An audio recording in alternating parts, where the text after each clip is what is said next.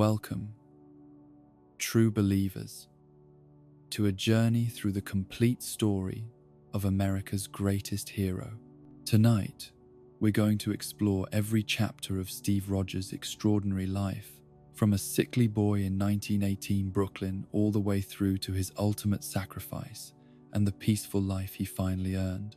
This is a tale that spans nearly a century, touching every corner of courage, friendship, and the unshakable belief that one person can make a difference. So settle in, get comfortable, and let your mind drift as we walk together through the streets of Brooklyn and beyond. We'll move slowly and steadily through each moment that shaped the man who would become Captain America. There's no rush here, no need to memorize every detail. Just let the story wash over you like the gentle morning light that first touched baby Steve Rogers' face on that 4th of July so long ago. Our story begins in the summer of 1918, in a modest apartment in Brooklyn, New York, where the sounds of celebration for Independence Day mixed with the cries of a newborn child. Steve Rogers entered the world on July 4th, 1818, a date that would prove prophetic for a boy destined to embody the very best of American ideals. His parents, Sarah and Joseph Rogers, could never have imagined that their tiny, fragile son would one day become the symbol of hope for millions around the world. The timing of Steve's birth was both symbolic and tragic. For even as America celebrated its independence, the world was being torn apart by the Great War. Joseph Rogers, a man of deep conviction and unwavering patriotism, had already made the decision that would define his son's understanding of duty and sacrifice. Within months of Steve's birth, Joseph shipped overseas to fight in the war that was supposed to end all wars. He would never return to hold his son or see the man that tiny baby would become. The telegram arrived on a cold February morning in 1919, when Steve was barely 8 months old. Sarah Rogers read the words with shaking hands, her heart breaking as she learned that her husband had been killed in action somewhere in the muddy trenches of France. Private Joseph Rogers had died fighting for his country, leaving behind a widow and a son who would never know his father's voice or feel his strong embrace. From his earliest days, Steve grew up in the shadow of his father's sacrifice.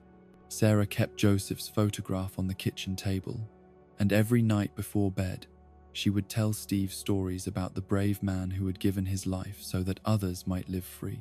These bedtime stories weren't fairy tales about princes and dragons. They were real accounts of courage and selflessness, of a man who believed that some things were worth dying for. Young Steve absorbed these lessons like a sponge, his father's memory becoming the foundation of his own moral compass. But if Joseph Rogers provided the inspiration for Steve's character, it was Sarah who shaped his soul through her daily example of strength and resilience. Working long hours as a nurse at a local hospital, Sarah barely made enough money to keep their small apartment and put food on the table. Yet she never complained, never spoke bitterly about the hand life had dealt her. Instead, she approached each day with quiet dignity and an unshakable faith that things would somehow work out. Steve's childhood was marked by an almost constant battle against his own body. Where other children ran and played with boundless energy, Steve struggled with asthma that left him gasping for breath after climbing a single flight of stairs. Scarlet fever struck when he was 6, confining him to bed for weeks while his worried mother applied cool cloths to his burning forehead. High blood pressure and heart trouble made even the simplest physical activities feel like monumental challenges. The medical problems seemed to compound with each passing year.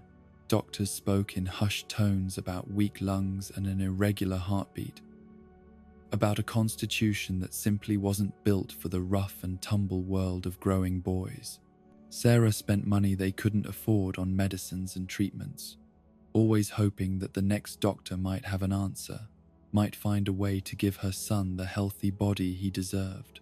The other children in their Brooklyn neighborhood were not kind to a boy who looked years younger than his age and who wheezed when he tried to keep up with their games. They called him names that cut deep into his tender heart: runt, weakling, mama's boy. The taunts followed him to school and back home again, a constant reminder that he was different, that he didn't belong in their world of baseball games and playground adventures.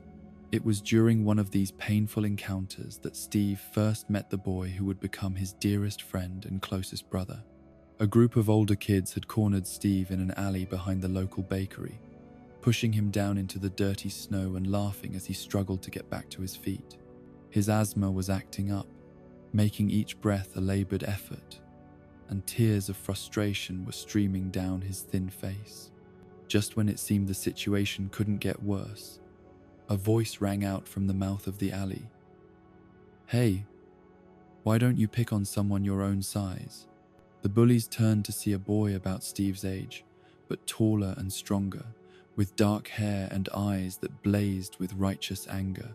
This was James Buchanan Barnes, Bucky to his friends, and he was not impressed by what he was seeing. What happened next became the stuff of neighborhood legend.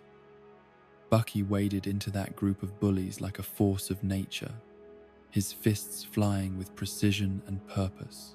Within minutes, the older boys were fleeing down the street, nursing bruised lips and wounded pride. Bucky helped Steve to his feet, brushing the snow from his coat with gentle hands that contrasted sharply with the fury they had just displayed. "You okay there, pal?" Bucky asked, his Brooklyn accent thick with genuine concern. Steve nodded, still catching his breath, amazed that someone had bothered to help him. Most people just walked by when he was in trouble, either too busy with their own problems or too uncomfortable with conflict to get involved. From that moment forward, Steve Rogers and Bucky Barnes became inseparable. Where Steve was small and sickly, Bucky was tall and athletic. Where Steve was quiet and thoughtful, Bucky was outgoing and charming. They complemented each other perfectly. Two halves of a whole that was greater than either could be alone. Bucky took it upon himself to be Steve's protector, but he was careful never to make his friend feel helpless or dependent. Instead, he encouraged Steve to stand up for himself, to fight back, even when the odds were against him. "It's not about winning," Bucky would say after yet another scuffle that left Steve with a black eye or split lip. "It's about not backing down from what's right." The two boys spent countless hours together, exploring the neighborhoods of Brooklyn, sharing dreams and fears, building the kind of friendship that comes along once in a lifetime. They would sit on the fire escape outside Steve's apartment window, looking out over the city lights and talking about their futures. Bucky dreamed of adventure and travel, of seeing the world beyond Brooklyn's borders. Steve dreamed of being strong enough to make a difference, to fight for people who couldn't fight for themselves. Sarah Rogers welcomed Bucky into their small family with open arms. Grateful that her son had found such a loyal friend, she would make extra sandwiches when she knew Bucky was coming over, and she listened with patient attention to his stories about school and sports and the various scrapes he and Steve had gotten into. For Bucky, whose own parents were often too busy to pay much attention to him, Sarah's kitchen became a second home.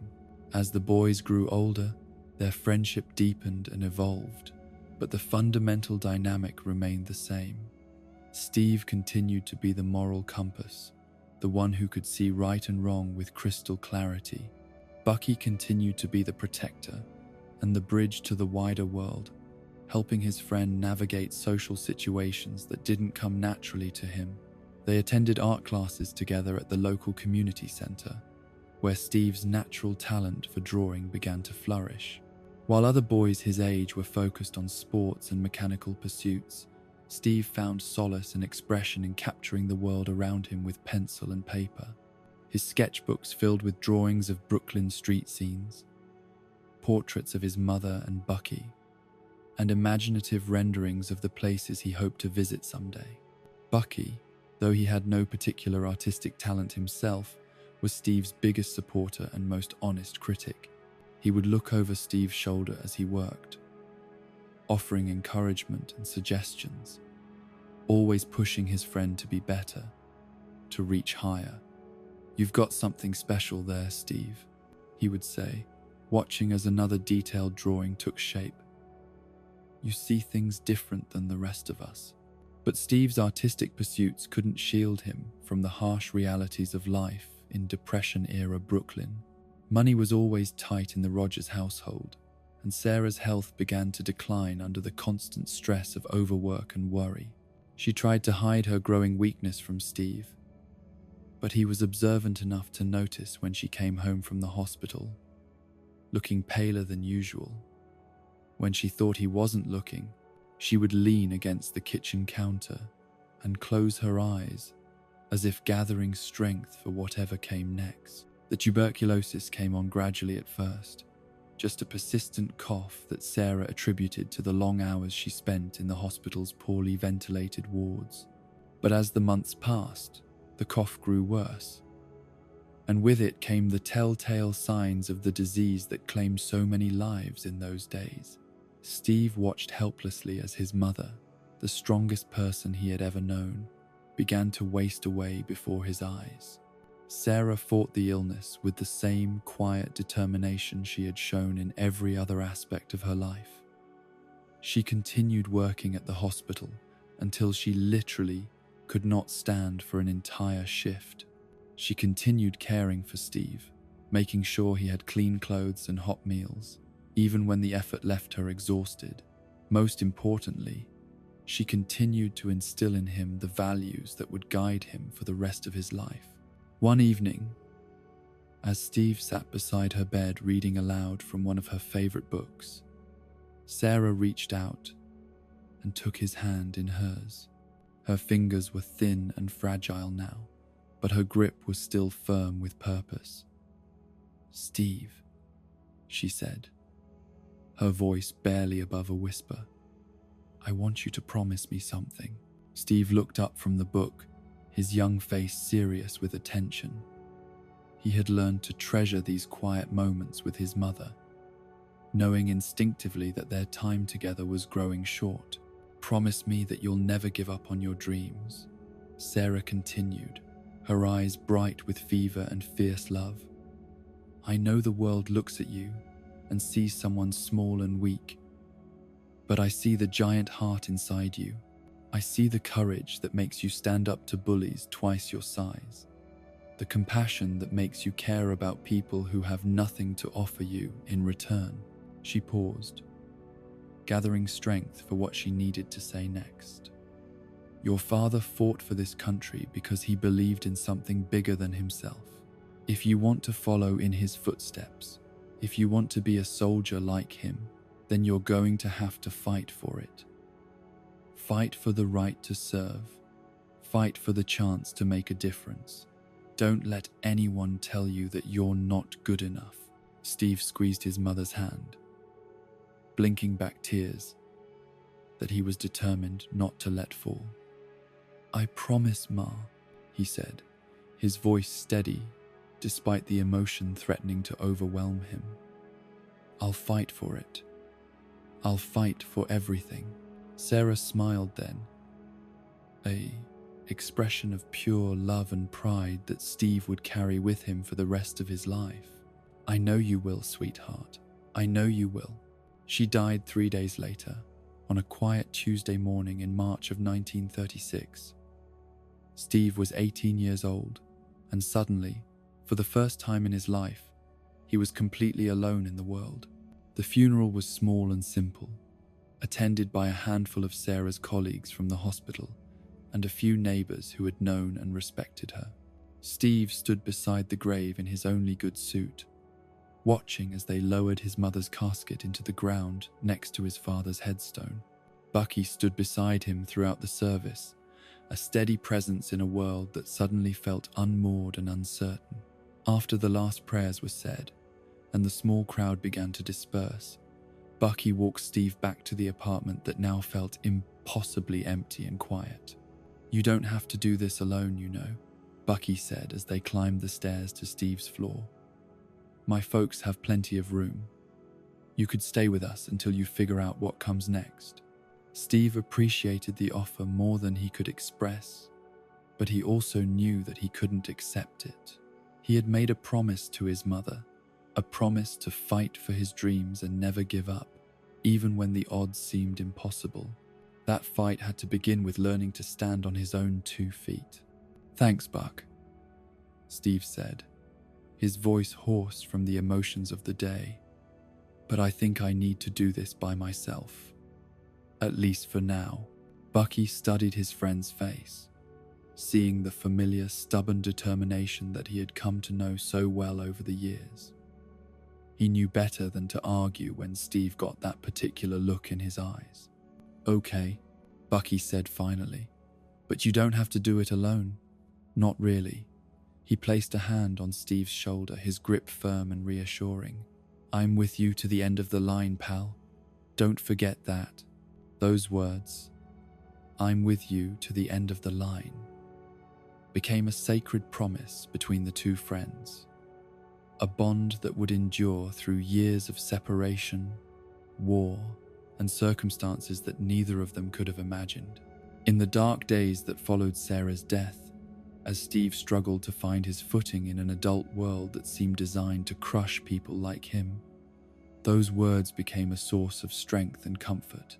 The years that followed were a mixture of struggle and small victories. Steve found work where he could, picking up odd jobs that didn't require great physical strength but that could make use of his intelligence and artistic abilities. He painted signs for local businesses, created advertisements for products he couldn't afford to buy, and slowly built a small reputation as someone who could make words and pictures work together in compelling ways. Bucky, meanwhile, had grown into a handsome and popular young man, the kind of person who could walk into any room and immediately become the center of attention. He had his pick of jobs and girlfriends, but he never forgot about his childhood friend, who continued to struggle against the limitations of his frail body and modest circumstances. The two friends spent their free time exploring the city that was changing around them, watching movies at the local theater, and dreaming about the adventures that might await them beyond Brooklyn's borders. They visited Coney Island together, where Bucky would try to win stuffed animals for whatever girl had caught his attention that week, while Steve sketched the crowds and the carnival rides and the endless expanse of ocean that stretched toward horizons he longed to explore. It was on one of these trips to Coney Island that Bucky convinced Steve to ride the Cyclone, the massive wooden roller coaster that dominated the amusement park skyline. Steve's asthma made him hesitant, but Bucky's enthusiasm was infectious, and he found himself strapped into the rickety car before he could think too hard about the wisdom of the decision. The ride was both terrifying and exhilarating, a 2-minute journey of screaming drops and sharp turns that left Steve's heart pounding and his stomach churning. When they finally came to a stop, Bucky was laughing and shouting for another ride, while Steve stumbled toward the nearest trash can and promptly lost his lunch. "Maybe we should stick to the carousel next time," Bucky said, patting Steve's back as his friend recovered from the experience. But there was no mockery in his voice, just the gentle teasing of someone who cared enough to push his friend out of his comfort zone while still being there to pick up the pieces when things went wrong. These were the golden years of their friendship, the time before the world intruded with its demands and complications. They were just two young men from Brooklyn, dreaming of futures that seemed both limitless and impossibly distant. Steve continued to grow stronger in spirit even as his body remained frail, while Bucky grew into the kind of natural leader who could inspire others to follow him anywhere. As 1941 dawned, the world around them was changing in ways that would soon make their comfortable routines impossible to maintain. War clouds were gathering on the horizon, and though America had not yet entered the conflict that was consuming Europe and Asia, it was becoming increasingly clear that neutrality would not be an option much longer. For Steve Rogers, who had grown up on stories of his father's sacrifice in the previous war. The approaching conflict represented both a calling and a seemingly insurmountable obstacle. Everything he had learned about right and wrong, about standing up for those who couldn't protect themselves, pointed toward military service as the path he was meant to follow. But everything he knew about his own physical limitations suggested that dream was nothing more than a fantasy that could never become reality. The stage was being set for the transformation that would change not just Steve Rogers' life, but the course of history itself. The sickly boy from Brooklyn was about to become something the world had never seen before, though the journey would cost him more than he could possibly imagine and take him farther from home than his wildest dreams had ever dared to reach. The morning of December 7th, 1941, began like any other Sunday in Brooklyn. Steve Rogers was at his easel, working on a drawing of the view from his apartment window, when the radio crackled with news that would change everything. The announcer's voice was tense with urgency as he described the attack on Pearl Harbor, the surprise assault that had killed thousands of American servicemen and brought the United States into a war that many had hoped to avoid. Steve set down his brush and stared at the radio, his heart pounding with a mixture of fear and excitement. This was it.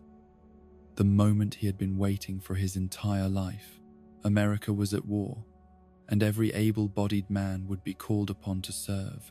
The stories his mother had told him about his father's sacrifice in the Great War suddenly felt immediate and relevant in ways they never had before.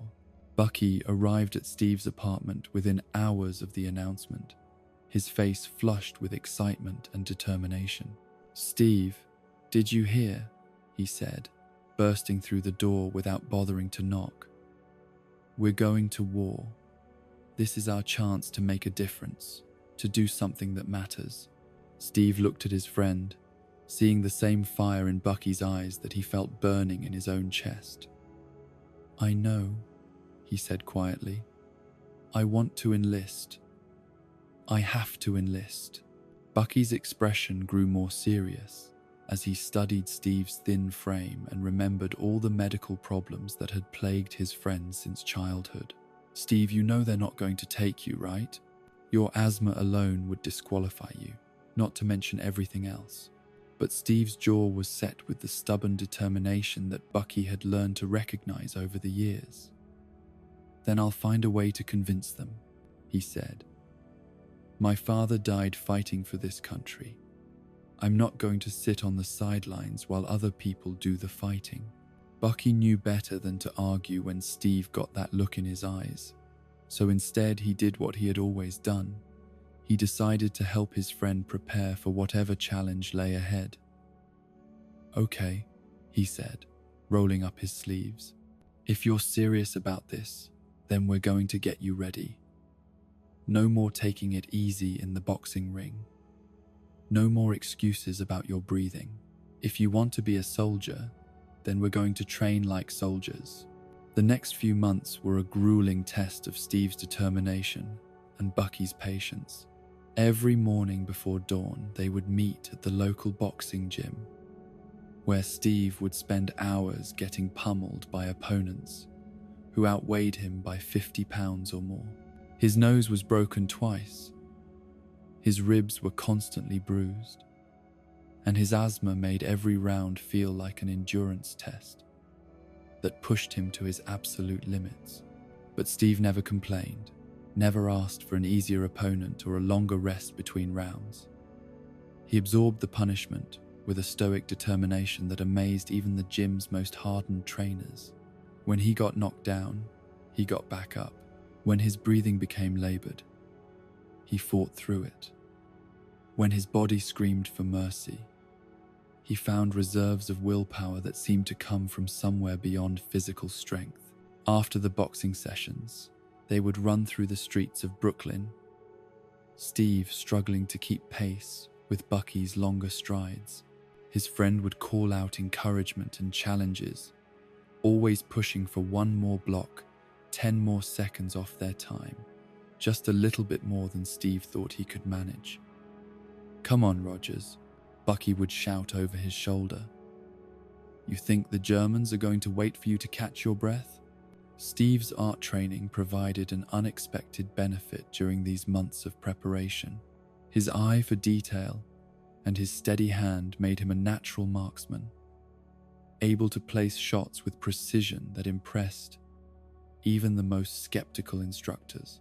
When his asthma made it impossible for him to continue with physical training, he would spend hours at the shooting range, developing skills that might compensate for his lack of physical strength.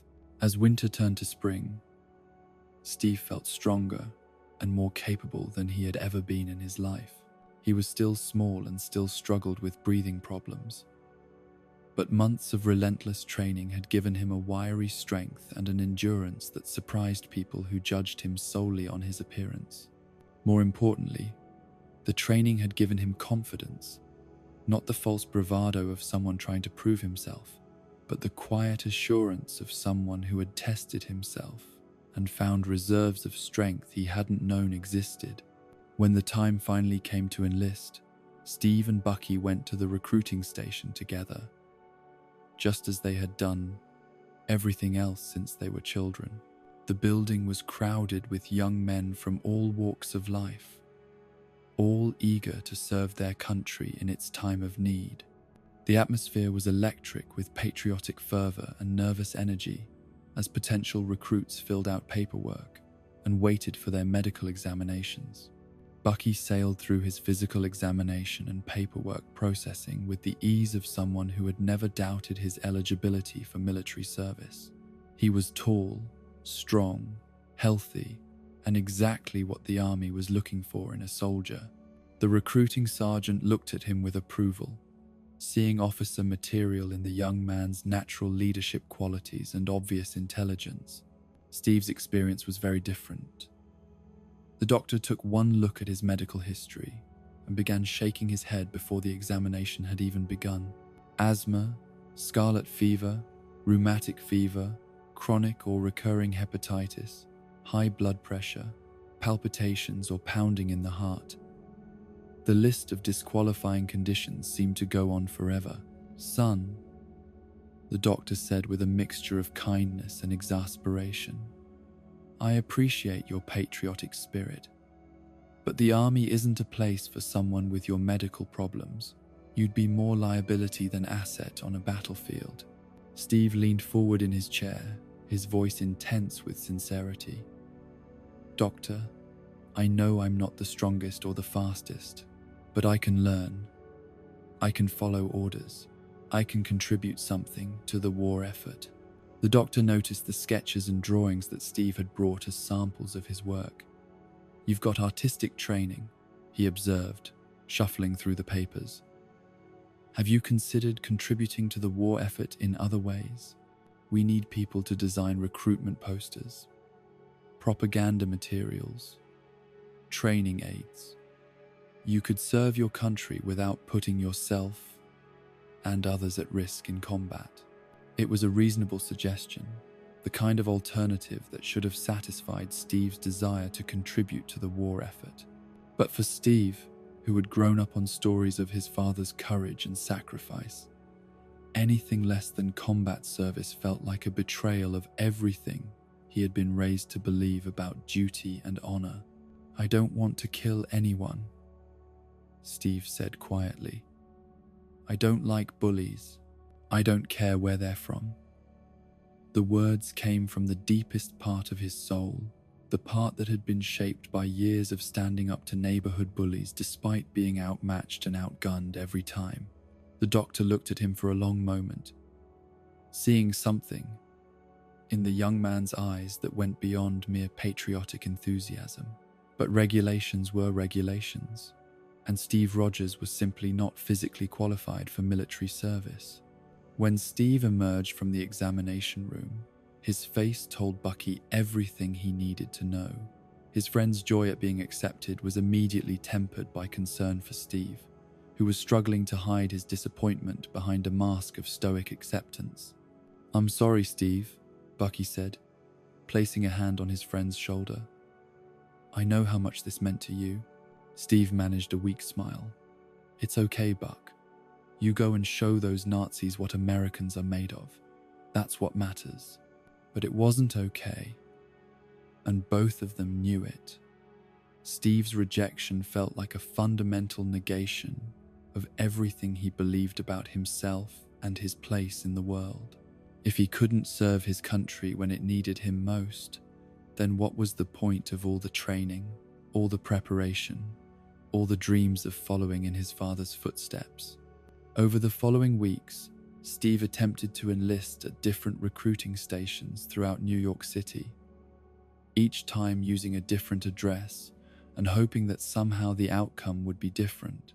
He tried Manhattan, Queens, the Bronx, anywhere he could find a recruiting office that might not have a record of his previous rejections. Each attempt ended the same way.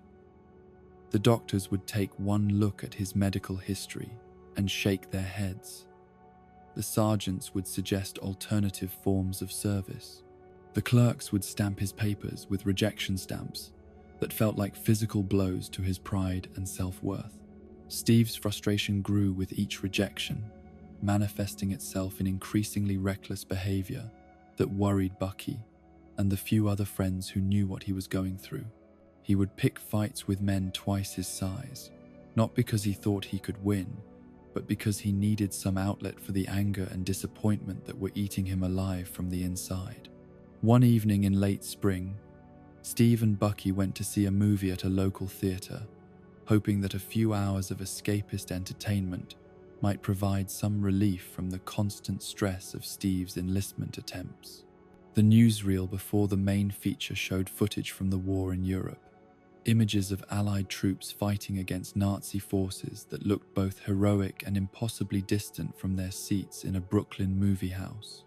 As they watched the footage, a man in the audience began making loud comments about how the war wasn't America's problem, how the country should stay out of European conflicts and focus on its own issues. His voice grew louder and more obnoxious as the newsreel continued, disturbing other patrons who were trying to pay attention to the important information being presented. Steve felt his temper flaring as the man's comments became increasingly disrespectful toward the Allied forces who were dying in the fight against fascism. When the man made a particularly crude remark about American soldiers being sent to die for foreign causes, Steve had finally heard enough. "Show some respect," Steve said, turning in his seat to face the larger man. "People are dying over there." The man looked at Steve with amusement and contempt. "What's it to you, string bean? You planning to go over there and set things straight?" "As a matter of fact, I am," Steve replied, his voice steady despite the anger burning in his chest. "Some things are worth fighting for." The confrontation escalated quickly from there, with the larger man becoming increasingly aggressive and threatening. Other patrons began to complain about the disruption, and the theater management eventually asked both men to leave. Steve and his antagonist found themselves in the alley behind the theater, where Steve's principles were about to meet the harsh reality of his physical limitations. The fight was brief and utterly one-sided. Steve managed to land a few ineffective punches before the larger man knocked him down and began systematically beating him. His asthma kicked in almost immediately, making it difficult to breathe or defend himself effectively. By the time the man was finished with him, Steve was bruised, bleeding, and gasping for air in the dirty alley. Bucky found him there a few minutes later, having searched for his friend when he realized Steve had disappeared from the theater. The sight of Steve beaten and bloodied in the alley filled Bucky with rage and frustration that had been building for months as he watched his friend's repeated rejections and increasingly desperate behavior. "Damn it, Steve," Bucky said, helping his friend to his feet and checking his injuries. "What the hell were you thinking? You could have been killed." Steve wiped blood from his split lip and straightened his shoulders with as much dignity as he could muster. "I could do this all day," he said. his voice rough but determined. It was a statement that perfectly captured Steve Rogers' essential character. Not that he was invincible or unbeatable, but that he would never stop fighting for what he believed was right, regardless of the personal cost. Bucky looked at his friend with a mixture of exasperation and admiration. This was why he had stayed loyal to Steve Rogers through all the years of friendship, through all the times when it would have been easier and more socially advantageous to associate with stronger, more popular companions. Steve's stubborn refusal to back down from bullies, even when he had no chance of winning, represented something pure and admirable in a world that often seemed to reward compromise and expedience over principle. As they walked home through the darkened streets of Brooklyn, Bucky delivered news that would change the trajectory of both their lives. "Steve," he said quietly, "I got my orders today. I'm shipping out tomorrow with the 107th Infantry. We're going to England for training before deployment to the European theatre." Steve stopped walking and stared at his friend, feeling as if the ground had shifted beneath his feet. He had known this moment would come eventually, but somehow he had convinced himself that there would be more time, that he would find a way to enlist before Bucky had to leave for war without him. "Tomorrow?" Steve said, his voice barely above a whisper. Bucky nodded, his own emotions carefully controlled but visible in his eyes. "Yeah. Look, I know this isn't what we planned. I know you wanted us to go together, but maybe it's better this way. You can keep trying to enlist, and when you finally convince some doctor to take a chance on you, you'll know where to find me." That night, as a gesture of friendship and farewell, Bucky took Steve to the Stark Expo, the futuristic exhibition that was showcasing the latest advances in technology and promising a tomorrow that seemed both wonderful and impossibly distant. The expo was a marvel of lights and sounds, filled with inventions that seemed to belong more in science fiction stories than in the real world of 1941. They wandered through exhibits featuring flying cars and robot servants, marveling at displays of scientific achievement that suggested humanity was on the verge of solving all its problems through technology and innovation. For a few hours, they were able to forget about the war and Steve's enlistment troubles, losing themselves in wonder at the possibilities that the future might hold. The highlight of the evening was Howard Stark's demonstration of anti-gravity technology, a spectacle that drew gasps of amazement from the crowd, as a car seemingly defied the laws of physics by hovering several feet above the stage. Stark was everything that Steve imagined a genius inventor should be: confident, charismatic, and possessed of a vision that extended far beyond the mundane concerns of everyday life. "Ladies and gentlemen," Stark announced to the crowd, his voice carrying easily across the exhibition hall, "what you're witnessing tonight is just the beginning. The technology that will win this war, the innovations that will build the peace that follows, they're all being developed right here, right now, by American ingenuity and determination." Steve watched the demonstration with fascination, seeing in Howard Stark's confidence and vision something that he hoped to find in himself. Here was a man who refused to accept limitations, who looked at supposedly impossible problems and found ways to solve them through intelligence, creativity, and sheer force of will. The evening was bittersweet, filled with the knowledge that it might be their last time together for months or even years. As they walked through the expo, Bucky tried to maintain his usual light-hearted demeanor, but Steve could see the concern and sadness in his friend's eyes whenever he thought Steve wasn't looking. Their conversation that night touched on all the subjects they had been avoiding for weeks: the possibility that Bucky might not come back from the war, Steve's determination to find a way to join him overseas, and the uncertain future that awaited them both. They spoke with the careful honesty of people who knew they might not have another chance to say the things that mattered most. "I just want you to promise me something," Bucky said as they sat on a bench overlooking the expo's central courtyard. "Promise me you won't do anything stupid while I'm gone." Steve managed a rueful smile. "How can I? You're taking all the stupid with you." It was exactly the kind of exchange that had characterized their friendship for years. Bucky playing the protective older brother, Steve deflecting concern with humor, while making no promises he didn't intend to keep. They both knew that Steve would continue trying to enlist, continue putting himself in potentially dangerous situations, continue being exactly the person he had always been. As the evening wound down and they prepared to leave the expo, neither of them noticed the elderly man who had been observing their conversation from a nearby bench. Dr. Abraham Erskine had attended the expo out of professional curiosity, but his attention had been captured by the dynamic between the two young men, particularly by the smaller one whose determination seemed to burn with an inner fire that was visible even from a distance. Erskine had heard enough of their conversation to understand Steve's situation and his desperate desire to serve his country despite his physical limitations.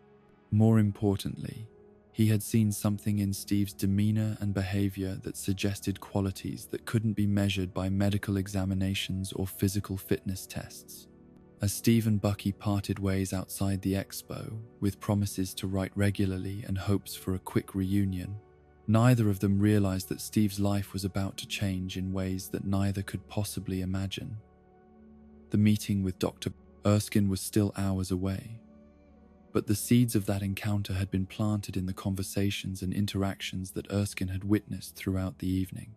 The next morning brought the painful reality of separation, as Steve accompanied Bucky to the train station where the 107th Infantry was gathering for transport to their embarkation point. The platform was crowded with soldiers in fresh uniforms and families saying tearful goodbyes, the air thick with cigarette smoke, and the mixed emotions of pride and fear that marked such occasions. Steve and Bucky stood slightly apart from the crowd, both struggling with emotions that seemed too large for words. They had been through so much together: childhood adventures, teenage mishaps, family tragedies, and now this moment that would separate them for the first time since they had become friends. "You're going to be fine," Bucky said, gripping Steve's shoulder with familiar affection. "You're the strongest person I know, even if you don't look it. Just try not to get yourself killed while I'm gone, okay?" Steve nodded, not trusting himself to speak without betraying the emotions that were threatening to overwhelm him. Bucky had been more than a friend. He had been a brother, a protector, and a constant source of support through all the difficulties that had marked Steve's young life. When the call came for soldiers to board the train, they embraced briefly, both trying to project confidence and optimism that they didn't entirely feel. "I'll see you soon, Buck," Steve said, his voice steady despite everything. "I'll find a way to get over there." Bucky stepped back and gave him one final smile, the expression bright and encouraging, even though his eyes reflected the same sadness that Steve was feeling. "I know you will, pal. Just make sure you're still in one piece when you do." The train pulled away from the station with a great release of steam and noise, carrying Bucky and hundreds of other young men toward an uncertain future in a war that was consuming the world. Steve stood on the platform long after the train had disappeared from view, feeling more alone than he had at any point since his mother's death. But even as he dealt with the pain of separation from his closest friend, Steve felt a renewed determination to find a way to serve his country and reunite with Bucky overseas. The rejections and setbacks of recent months had not diminished his resolve. If anything, they had strengthened it. He would continue trying to enlist, continue looking for ways to contribute to the war effort, continue being the person his parents and his friend believed he could become. What Steve didn't know was that his opportunity was already approaching, in the form of Dr. Abraham Erskine, and a conversation that would change not just his own life, but the course of history itself. The sickly boy from Brooklyn was about to become something that the world had never seen before, though the journey would cost him more than he could imagine, and take him further from home than his wildest dreams had ever dared to reach. The stage was set for transformation, sacrifice, and the birth of a legend that would inspire generations to come. Steve Rogers was about to discover that sometimes the greatest strength comes not from the body, but from the heart, and that the most important battles are fought not with fists or weapons, but with the unshakable conviction that some things are worth any sacrifice to defend. The transformation that Abraham Erskine offered Steve Rogers was everything the young man had dreamed of, and more than he had dared to hope for. In the space of a few minutes on that Brooklyn street corner, Steve's entire life had changed direction, carrying him from repeated rejection to the most classified military program in American history. Dr. Erskine had seen something in Steve that all the recruiting doctors had missed, not the frail body that struggled with asthma and countless other ailments, but the indomitable spirit that refused to surrender in the face of impossible odds. The Strategic Scientific Reserve training camp was unlike anything Steve had ever imagined. Hidden away in the countryside, far from the prying eyes of civilians and enemy spies, it was a place where America's brightest minds were working to develop new weapons and technologies that might tip the balance of the war. The very existence of the camp was classified at the highest levels of government, and Steve found himself sworn to secrecy about details he barely understood himself. His first day at the camp began with a revelation that would shape everything that followed. As Steve stood in line with the other candidates selected for the Super Soldier program, he found himself face to face with Agent Peggy Carter, the British intelligence officer who would oversee their training and evaluation. She was unlike any woman Steve had ever encountered, confident, capable, and possessed of an authority that made even the most hardened soldiers treat her with respect and deference. Peggy Carter looked at the line of candidates with a critical eye, assessing their physical capabilities and mental readiness for the challenges ahead.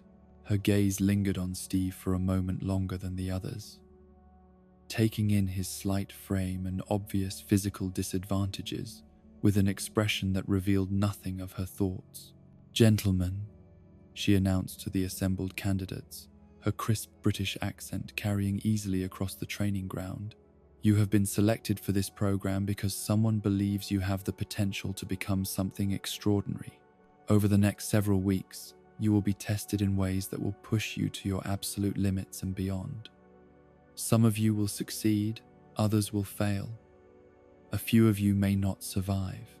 The training that followed was the most grueling experience of Steve's life, designed to test not just physical capabilities, but also mental toughness, moral character, and leadership potential. Each day brought new challenges that seemed specifically designed to exploit his weaknesses and highlight the vast gulf between his capabilities and those of his fellow candidates. During physical fitness tests, Steve consistently finished last, his asthma making even simple running exercises feel like insurmountable obstacles. When they were required to complete obstacle courses under time pressure, Steve's lack of upper body strength made tasks that came easily to others into monumental struggles that left him exhausted and frustrated. Yet something remarkable happened during those weeks of training. While Steve's body remained the same frail vessel it had always been, his spirit seemed to grow stronger with each challenge. When other candidates complained about the difficulty of their assignments, Steve simply put his head down and worked harder. When others looked for shortcuts or ways to make their tasks easier, Steve insisted on completing every exercise exactly as specified, even if it meant finishing long after everyone else had moved on to other activities. It was during one particularly challenging exercise that Steve first caught the serious attention of both Dr. Erskine and Agent Carter. The candidates had been ordered to retrieve a flag from the top of a tall flagpole, with the promise that whoever succeeded would ride back to camp with Agent Carter instead of walking with the rest of the group. One by one, the candidates attempted to climb the pole, their superior strength and athleticism allowing them to make significant progress before ultimately falling short of the goal. When Steve's turn came, the other candidates barely suppressed their laughter. If men twice his size and strength couldn't complete the challenge, what hope did the smallest, weakest member of their group possibly have? Steve studied the flagpole for a moment, his artist's eye taking in details that the others had missed in their single-minded focus on brute force solutions. Instead of attempting to climb the pole as the others had done, Steve walked to its base and began working to remove the pins that secured it in position. Within minutes, he had loosened the flagpole enough to tip it over, bringing the flag within easy reach. It was an elegant solution that demonstrated exactly the kind of creative thinking and problem-solving ability that couldn't be measured by physical fitness tests. As Steve climbed into the Jeep beside Agent Carter, she looked at him with new interest and respect. "That was well done," she said simply, but her tone conveyed approval that meant more to Steve than all the praise he had received for his artwork over the years. Dr. Erskine had been observing Steve's performance throughout the training period, and what he saw confirmed his initial assessment of the young man's potential. While other candidates focused on individual achievement and personal advancement, Steve consistently demonstrated a selfless concern for his teammates that set him apart from everyone else in the program. During combat training exercises, when other candidates were focused on proving their own fighting abilities, Steve would often sacrifice his own performance to help teammates who were struggling or in danger. When supplies were limited during survival training, Steve would give up his own rations to ensure that weaker members of the group had enough to eat. When candidates were eliminated from the program for failing to meet physical standards, Steve would seek them out to offer encouragement and support, even though associating with failures might reflect poorly on his own chances for selection.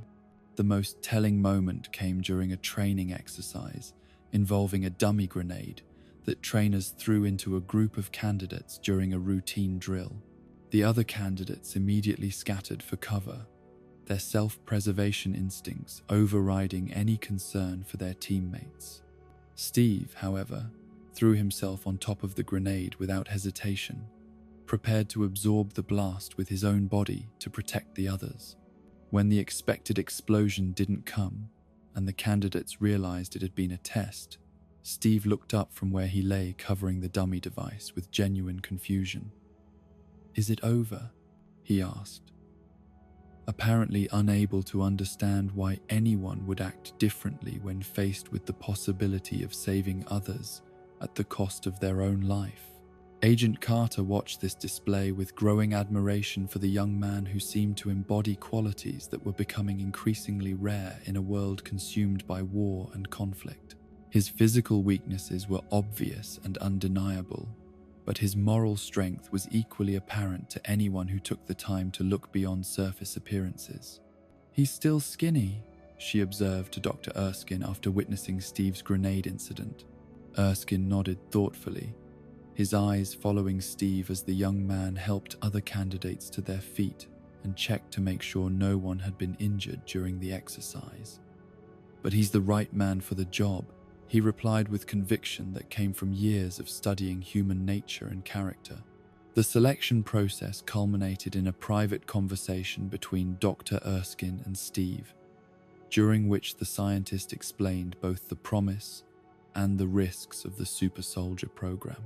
They sat in Erskine's office as evening shadows lengthened across the camp. Two men separated by age, education, and background, but united by a shared belief in the possibility of making the world a better place through science and determination. "The serum amplifies everything that is inside," Erskine explained, his German accent giving weight and gravity to words that would determine Steve's future.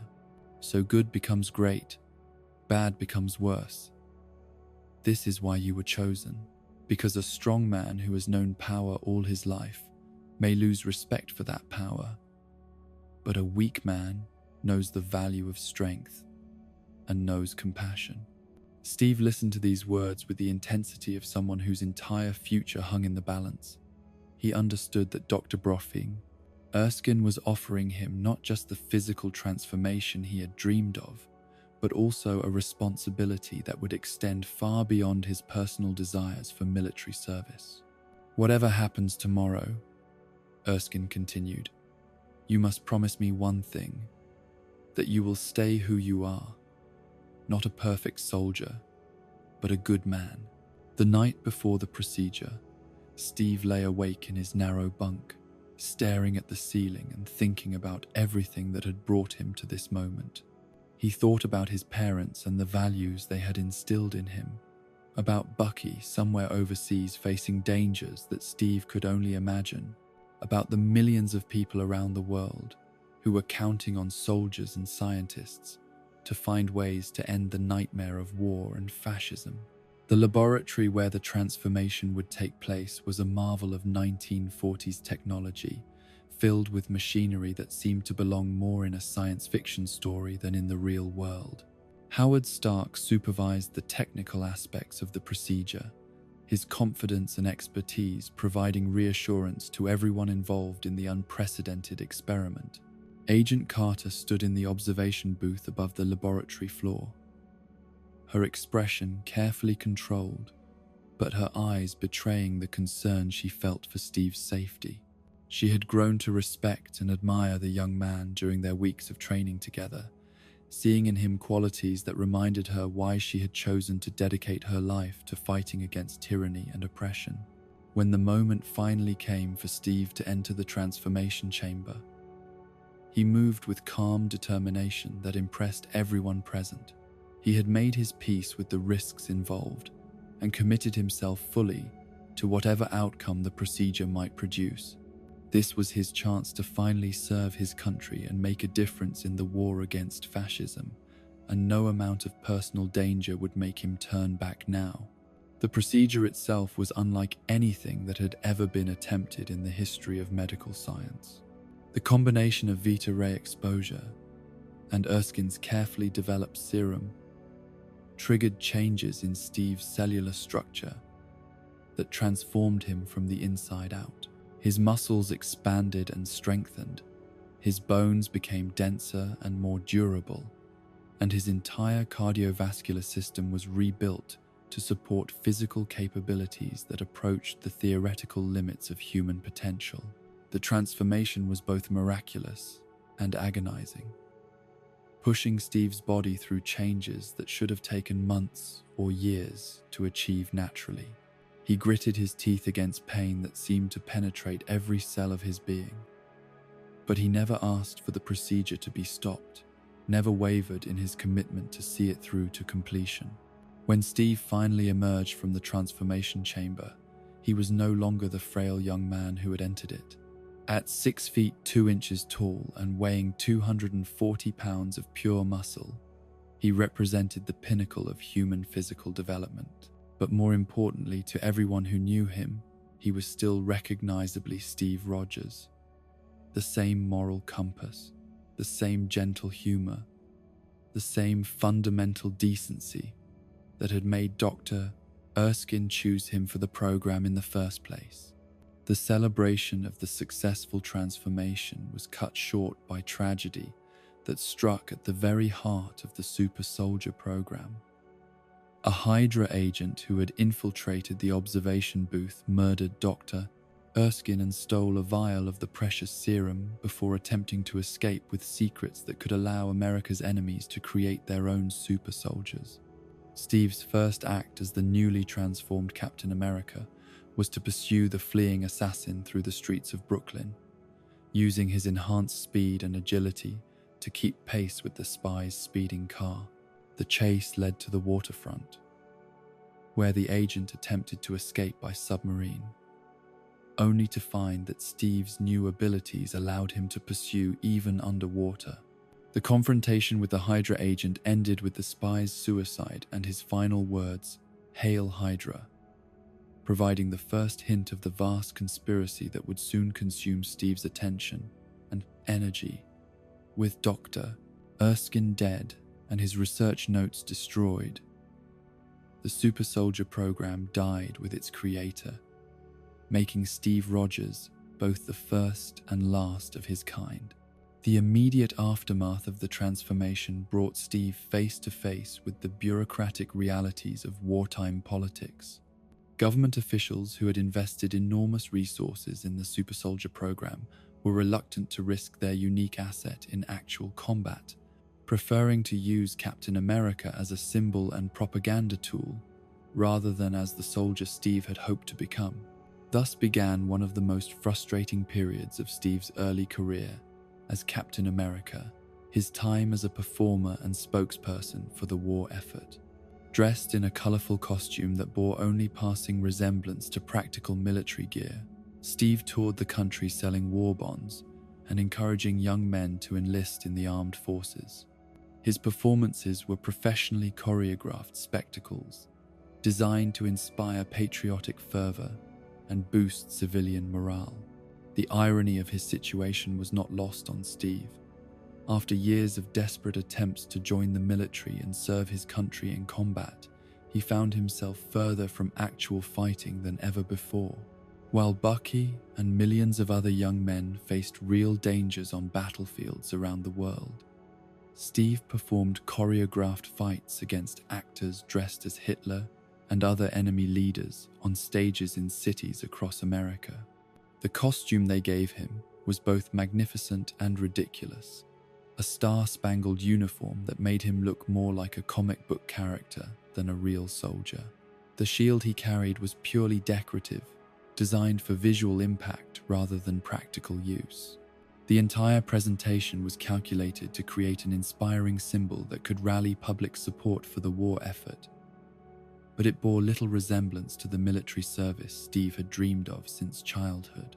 Yet even in this role, Steve demonstrated the same dedication and professionalism that had marked his performance during training. He learned his lines perfectly, executed his stage combat with precision, and interacted with audiences in ways that genuinely inspired and motivated them. Children would wait for hours after performances just to meet Captain America, and their enthusiasm helped Steve remember that even symbolic service could make a real difference in maintaining morale and support for the war effort. Agent Carter remained involved in Steve's activities during this period, serving as both his handler and his connection to the more serious aspects of the war effort. She could see his frustration with his assignment and his longing to contribute something more meaningful to the fight against fascism. Their professional relationship gradually developed into something deeper, though both of them were careful to maintain appropriate boundaries given their positions and the demands of wartime service.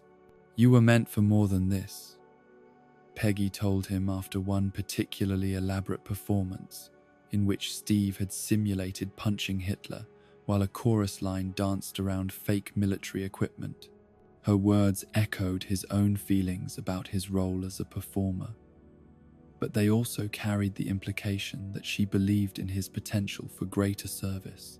The turning point in Steve's war came when he learned that the 107th Infantry, Bucky's unit, had been captured during a disastrous mission behind enemy lines. Official reports listed more than 200 men as missing and presumed killed, including Steve's childhood friend and the person who mattered most to him in the world. The news of Bucky's capture hit Steve like a physical blow, bringing home the reality that while he had been performing on stages across America, his closest friend had been facing real danger and possibly death in service to their country. The guilt and frustration that had been building during months of symbolic service suddenly crystallized into a determination to take direct action, regardless of official orders or military protocol. Howard Stark provided crucial support for Steve's unauthorized rescue mission, outfitting him with practical combat gear that could actually function in battlefield conditions. The shield Stark created for him was a masterpiece of engineering, constructed from vibranium and designed to serve as both defensive protection and an offensive weapon that could be thrown with devastating accuracy. It's completely vibration absorbent, Stark explained as he handed Steve the shield that would become his trademark.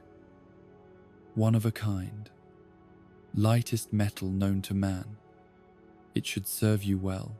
Agent Carter's assistance was even more crucial, providing intelligence about the location of the Hydra facility where the prisoners were being held, and helping Steve plan an approach that might actually succeed, despite the overwhelming odds against him.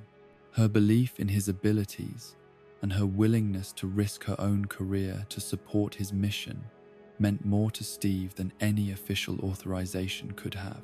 The rescue mission that followed was Steve's true baptism of fire as Captain America, the first time he was able to use his enhanced abilities in service of the cause he had trained for his entire adult life.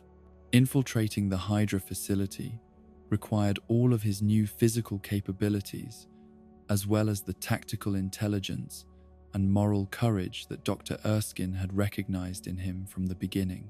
The Hydra base was a nightmare vision of scientific ambition corrupted by evil ideology, filled with experimental weapons and evidence of atrocities committed against prisoners of war. Steve moved through the facility with grim determination, using his enhanced strength and agility to overcome guards and security systems that would have been insurmountable obstacles for an ordinary soldier. The liberation of the prisoners was a moment of pure joy and vindication for Steve, proof that his enhanced abilities could be used to make a real difference in the war against fascism.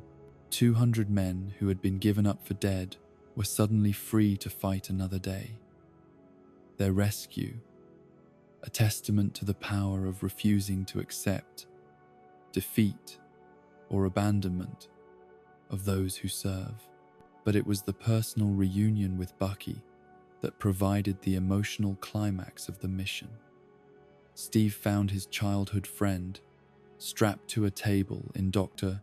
Arnim Zola's experimental laboratory, weakened by months of captivity and medical experimentation, but still recognizably the person who had supported and protected Steve throughout their youth. "I thought you were dead," Bucky said, his voice weak but filled with wonder as he took in Steve's transformed appearance.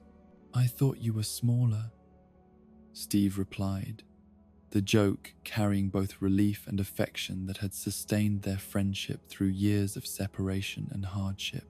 The escape from the Hydra facility became a running battle that showcased Steve's tactical abilities as well as his physical capabilities. Leading more than 200 freed prisoners through enemy territory required not just strength and speed, but also leadership skills and strategic thinking that proved Dr. Pren's. Erskine's faith in Steve's character had been well-founded. The confrontation with the Red Skull during the escape provided Steve's first glimpse of the true enemy he would be fighting for the rest of the war. Johann Schmidt was what Steve might have become if the super soldier serum had been given to someone without moral constraints, physically powerful but spiritually corrupted, using enhanced abilities in service of an ideology based on domination and hatred rather than protection and service. The return to base with the rescued prisoners transformed Steve's status within the military hierarchy overnight. No longer could he be dismissed as merely a propaganda tool or symbolic figure. He had proven his worth in combat and demonstrated that his enhanced abilities could be used to achieve objectives that were impossible for ordinary soldiers. Colonel Phillips, who had been skeptical of the super soldier program from the beginning, was forced to acknowledge that Steve Rogers had earned the right to serve in combat rather than on the vaudeville circuit. "Your audience is waiting," he told Steve, gesturing toward the assembled military leadership, who were eager to hear details of the successful rescue mission. But Steve's thoughts were not on official recognition or career advancement. He was focused on the broader implications of what he had seen at the Hydra facility and the threat that the Red Skull's organization posed to the Allied war effort. The experimental weapons and advanced technology he had witnessed suggested that Hydra was far more dangerous than conventional German military forces. The formation of the Howling Commandos grew naturally from Steve's successful rescue mission and his recognition that the war against Hydra would require unconventional tactics and specialized personnel. The men he selected for his team were not necessarily the most physically capable or highly decorated soldiers available, but rather individuals who had demonstrated courage, intelligence, and moral character under the most challenging circumstances. Bucky Barnes became Steve's second-in-command and closest advisor, their childhood friendship translating seamlessly into a professional partnership that made them extraordinarily effective in combat situations. Bucky's natural leadership abilities and tactical instincts complemented Steve's enhanced physical capabilities and strategic vision, creating a team dynamic that was greater than the sum of its individual parts. The other members of the Howling Commandos each brought unique skills and perspectives that enhanced the team's effectiveness against Hydra targets. Timothy Dugan provided demolitions expertise and battlefield experience that proved invaluable in sabotage missions. James Montgomery Falsworth contributed intelligence-gathering abilities and connections within the European resistance networks. Jacques Dernier offered linguistic skills and knowledge of occupied territories that allowed the team to operate behind enemy lines. Together, they formed a unit that could strike at Hydra facilities and personnel with precision and effectiveness that larger conventional forces could not match. Their missions took them across occupied Europe, from the mountains of Austria to the factories of occupied France, always striking at the scientific and technological infrastructure that gave Hydra its advantage over Allied forces. The relationship between Steve and Peggy Carter continued to deepen during this period, though both of them were careful to maintain professional boundaries that were appropriate to their military roles.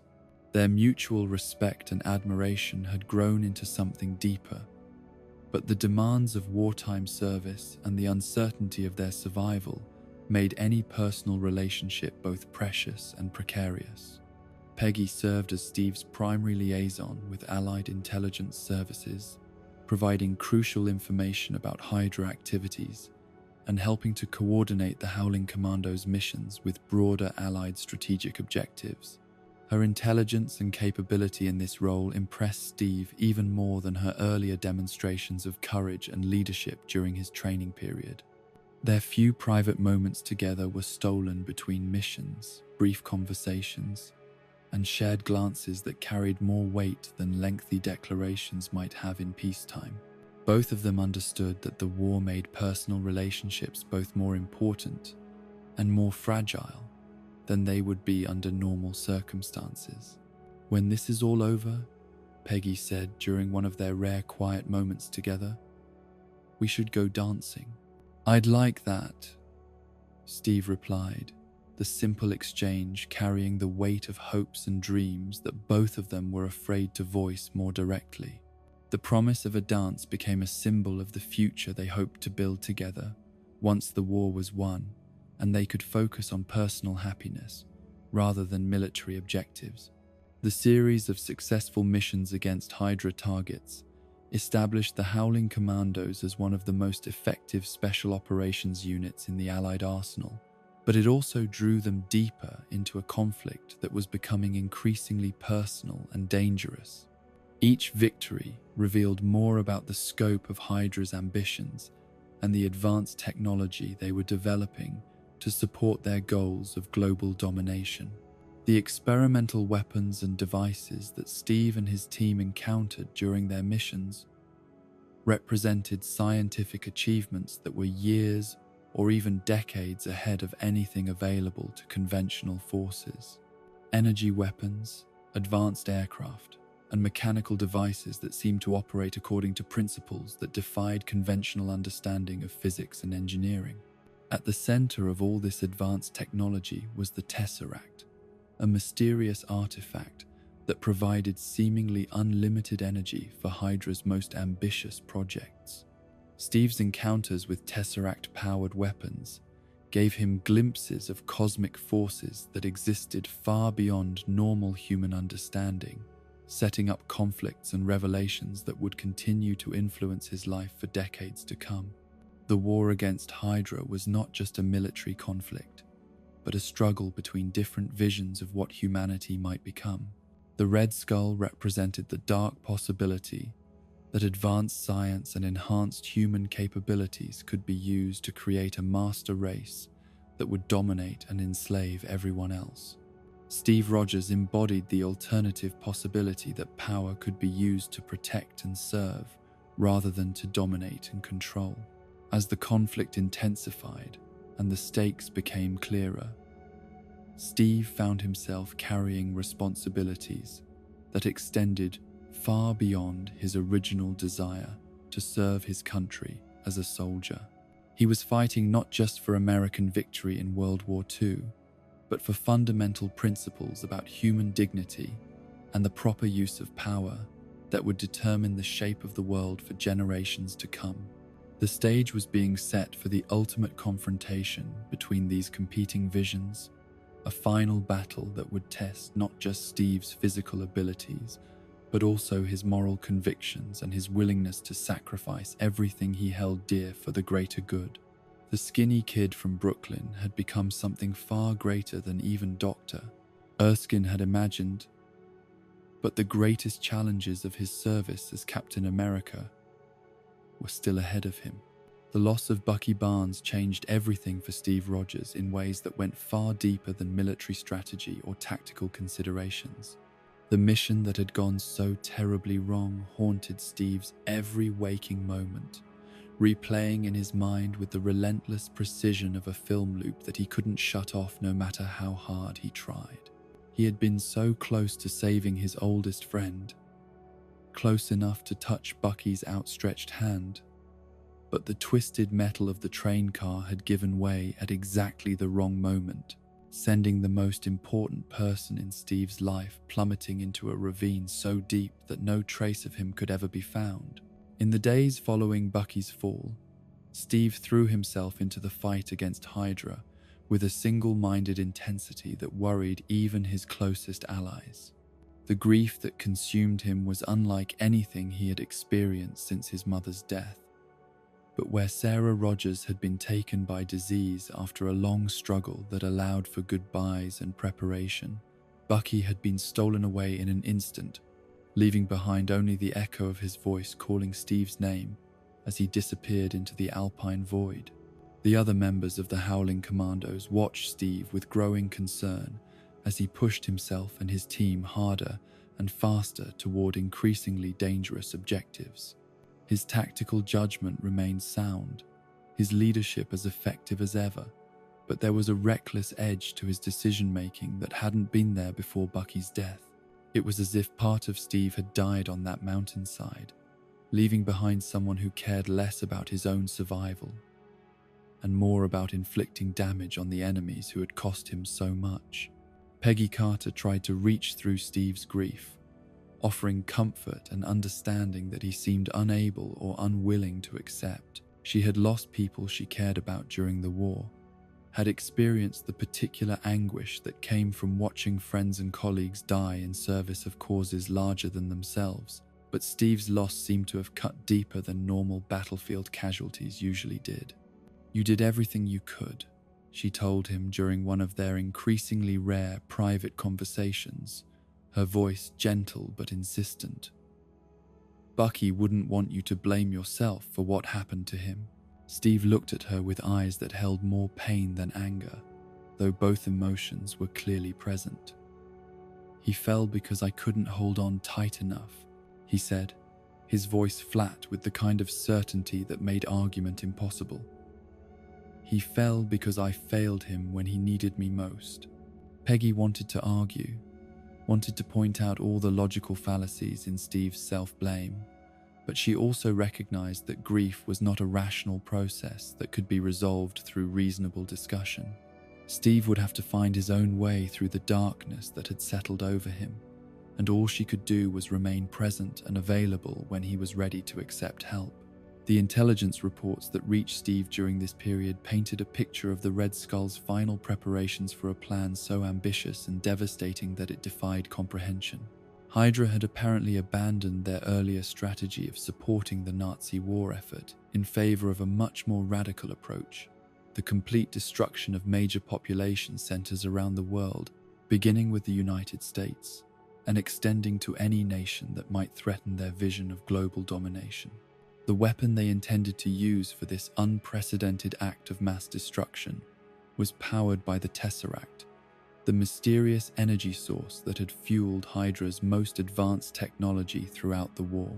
Intelligence suggested that the Red Skull had finally learned to harness the artifact's full potential, creating bombs of such devastating power that a single aircraft could deliver destruction equivalent to an entire fleet of conventional bombers. The target for this ultimate weapon was New York City, the bustling metropolis where Steve had grown up and where millions of innocent people went about their daily lives without any awareness of the cosmic threat approaching from across the Atlantic. The symbolic value of destroying America's largest city was obvious. But Steve understood that the Red Skull's motivations went deeper than mere symbolism. This was personal revenge against the country that had created Captain America and thwarted so many of Hydra's ambitious plans. The final assault on the Red Skull's primary base was conceived as a desperate last-chance mission to prevent a catastrophe that could kill millions of people and potentially alter the outcome of the entire war. Steve led a combined force of Allied troops and resistance fighters in a direct frontal assault on the mountain fortress, where Hydra had concentrated their most advanced weapons and their most important personnel. The battle was unlike anything Steve had experienced during his months of fighting against Hydra forces. The enemy's energy weapons and advanced aircraft gave them technological advantages that made conventional military tactics almost useless, forcing Steve to rely on improvisation and desperate courage rather than carefully planned strategies. The fortress itself was a marvel of engineering and scientific achievement, but it had been twisted into a monument to the kind of perverted genius that characterized everything the Red Skull touched. As the battle raged around the fortress, Steve found himself separated from the main Allied force and forced to continue the mission alone. His enhanced physical abilities and tactical training allowed him to penetrate deeper into the facility than any ordinary soldier could have managed. But each step forward brought him closer to a confrontation that he knew would determine not just his own fate, but the survival of everyone he had ever cared about. Peggy Carter's voice crackled through his radio headset as he made his way through the fortress's corridors, providing intelligence updates and tactical support that helped him navigate the maze of laboratories and weapons storage areas. Her presence, even at a distance, provided an anchor of sanity and purpose that kept him focused on his mission rather than on the grief and anger that threatened to overwhelm his judgment. "Steve, you need to know that we're picking up massive energy readings from the main hangar," Peggy reported, her voice tense with urgency. "Whatever they're planning to launch, it's happening now." Steve acknowledged the information and pushed forward with renewed determination, knowing that every moment of delay brought the world closer to an act of destruction that would dwarf anything seen in human history. The corridors of the fortress echoed with the sounds of battle from the main assault, but Steve's section of the facility seemed strangely quiet, as if the most important activities were taking place in areas too secure for ordinary soldiers to penetrate. The hangar that housed the Red Skull's ultimate weapon was a cavern carved from living rock, large enough to accommodate aircraft that seemed to belong more in science fiction than in the reality of 1945. The flying wing that dominated the space was a masterpiece of aeronautical engineering, its sleek lines and advanced propulsion systems representing technological achievements that were decades ahead of anything possessed by the Allied forces. But it was the cargo bay that truly revealed the magnitude of the threat facing the world. Row upon row of bombs, powered by Tesseract energy, filled the aircraft's interior, each one capable of reducing a major city to radioactive ash. Steve counted the weapons with growing horror, realizing that the Red Skull had prepared enough destructive power to eliminate every major population center in North America and still have reserves left for targets in Europe and Asia. The confrontation with Johann Schmidt took place in the cockpit of the flying weapon, a final face-to-face meeting between two men who represented completely opposite philosophies about the proper use of power and enhanced human capabilities. The Red Skull had been transformed by his version of the super soldier serum, but where Steve's transformation had enhanced his existing moral character, Schmidt's had amplified his existing cruelty and megalomania until he had become something barely recognizable as human. "You could have the power of the gods," the Red Skull told Steve as they fought among the aircraft's controls, his voice carrying the fervor of someone who genuinely believed in his twisted vision of the future. "Yet you wear a flag on your chest and think you fight a battle of nations. I have seen the future, Captain. There are no flags." Steve responded not with words but with actions, using his shield and his enhanced strength to battle an enemy whose physical capabilities matched his own, but whose moral compass pointed in exactly the opposite direction. The fight was brutal and personal, each man knowing that the outcome would determine the fate of millions of innocent people who had no idea that their lives hung in the balance above the clouds of the North Atlantic. The battle reached its climax when Schmidt made the fatal mistake of directly handling the Tesseract, the cosmic artifact that had powered Hydra's most advanced weapons, but which had never been fully understood or controlled by human science. The energy that coursed through the device was apparently too much for even an enhanced human being to withstand, and Steve watched in amazement and horror as his greatest enemy was consumed by forces that seemed to tear him apart at the molecular level. The Red Skull's final scream echoed through the aircraft's cabin as he was pulled into what appeared to be a portal or dimensional rift created by the Tesseract's unleashed power. The artifact itself burned through the deck of the aircraft and disappeared into the ocean below, leaving Steve alone in the cockpit of a flying weapon that was still loaded with enough destructive power to devastate the eastern seaboard of the United States. With the Red Skull gone and the Tesseract lost, Steve found himself facing a problem that had no good solution. The flying wing was too large and too fast to be intercepted by Allied aircraft. Its advanced autopilot system was locked onto a course that would bring it over New York City within minutes, and the bomb release mechanisms were apparently designed to activate automatically once the aircraft reached its target coordinates.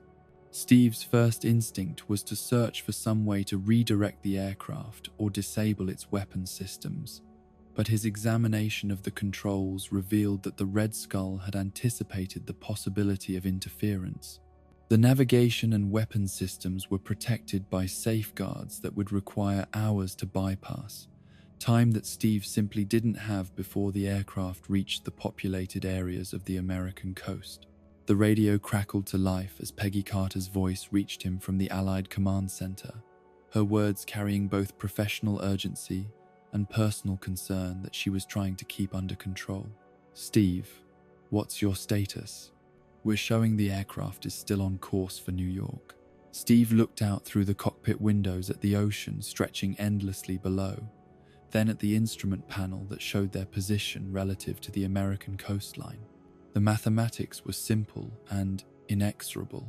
There was only one way to prevent the deaths of millions of innocent people, and it required a sacrifice that would cost him everything he had hoped to achieve after the war was won. "Peggy," he said, his voice steady despite the magnitude of what he was about to do, "I'm going to need a rain check on that dance." The conversation that followed was both the most difficult and the most important of Steve's life, a final chance to say goodbye to the woman who had come to mean so much to him, and to express feelings that wartime circumstances had never allowed him to voice directly. Every word carried the weight of paths not taken and futures that would never be realized, but also the certainty that some sacrifices were worth making if they could protect innocent people from harm. Peggy's voice broke as she realized what Steve was planning to do, her professional composure cracking under the strain of personal loss that was still unfolding. Right now, I'm in the middle of nowhere. If you wait, I can find coordinates and give you a safe landing site. Steve smiled sadly as he looked at the controls that would allow him to crash the aircraft into the ocean rather than letting it reach populated areas. There's not going to be a safe landing, Peggy, but I can try to force it down. The final moments of their conversation were filled with words that carried the emotional weight of a lifetime compressed into minutes. They spoke of the dance they would never share, of the life they might have built together if the war had ended differently, of the love that had grown between them despite the impossible circumstances that made any future together seem like a distant dream. "I've got a date," Steve said, his words referring both to their promised dance and to the appointment with destiny that he was about to keep by crashing the aircraft into the icy waters of the North Atlantic. Peggy's voice was barely above a whisper as she gave him the time and place for their dance, playing along with the fiction that somehow this wasn't goodbye, that somehow there would be another chance for them to be together. Next Saturday, 8 o'clock at the Stork Club. Steve's last conscious act as a free man was to push the aircraft's controls forward, sending the flying weapon into a steep dive toward the ocean surface far below. The impact when it came was tremendous, the advanced aircraft and its cargo of Tesseract-powered weapons disappearing beneath the waves in a cloud of steam and displaced water that marked the end of Hydra's greatest threat to human civilization. The world mourned Captain America as the greatest hero of the Second World War, the man who had given his life to save millions of innocent people from a fate too horrible to contemplate. Memorial services were held in cities around the globe, attended by world leaders and ordinary citizens who recognized that Steve Rogers had embodied the best qualities of human courage and self-sacrifice. Howard Stark led the search efforts to recover Steve's body and the remains of the Hydra aircraft, using the most advanced underwater exploration technology available in 1945. The searches continued for months, covering thousands of square miles of ocean floor, but the North Atlantic kept its secrets well. No trace of Steve Rogers or the flying weapon was ever found, despite Stark's conviction that somewhere in those icy depths lay evidence of the greatest act of heroism in human history. Peggy Carter attended Steve's memorial service in London, standing with other Allied officers and intelligence personnel who had worked with Captain America during his brief but extraordinary military career. She wore her dress uniform with perfect military bearing, but those who knew her well could see the personal grief that she was keeping under rigid control through sheer force of will. In the weeks and months that followed Steve's apparent death, Peggy found herself unable to fully accept that he was gone. She would catch herself looking for his familiar figure in crowds, would hear his voice in the laughter of other American soldiers, would dream of conversations they might have had if circumstances had been different. The grief was unlike anything she had experienced during years of wartime service, a personal loss that cut deeper than the many professional casualties she had witnessed.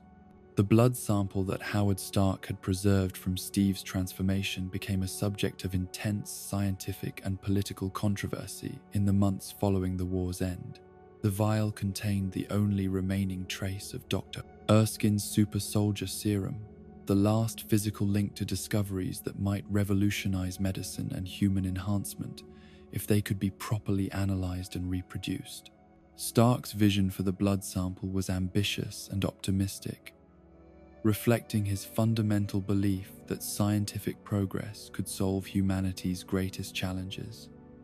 This blood, he explained to military and scientific personnel gathered to discuss the sample's fate, could hold the key to vaccines, medications, possibly even cures for diseases that have plagued humanity for centuries. We owe it to Steve's memory to use his sacrifice to benefit all mankind. But Peggy Carter saw the situation differently.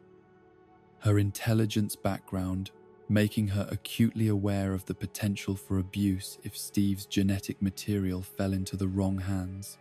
She had observed the corruption that power could bring to even well-intentioned people, had seen how scientific discoveries could be twisted into weapons of oppression and control rather than tools of liberation and healing.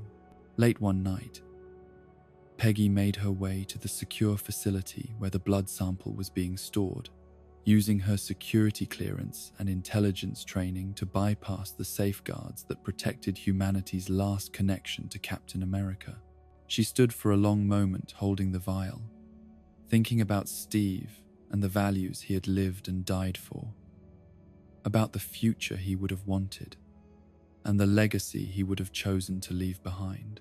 The Brooklyn Bridge stretched out below her as she opened the vial and poured its contents into the East River, her tears mixing with the precious blood as both disappeared into the dark waters. It was a final act of love and protection, ensuring that Steve Rogers' genetic legacy could never be exploited by those who didn't understand or share his moral convictions. The impact of Captain America's sacrifice rippled through the post-war world in ways that extended far beyond the immediate military victory over Hydra and the Nazi regime. Steve Rogers had proven that enhanced human capabilities could be used in service of others rather than for personal gain or political domination, establishing a template for heroism that would inspire generations of people who faced their own impossible choices between personal safety and public service.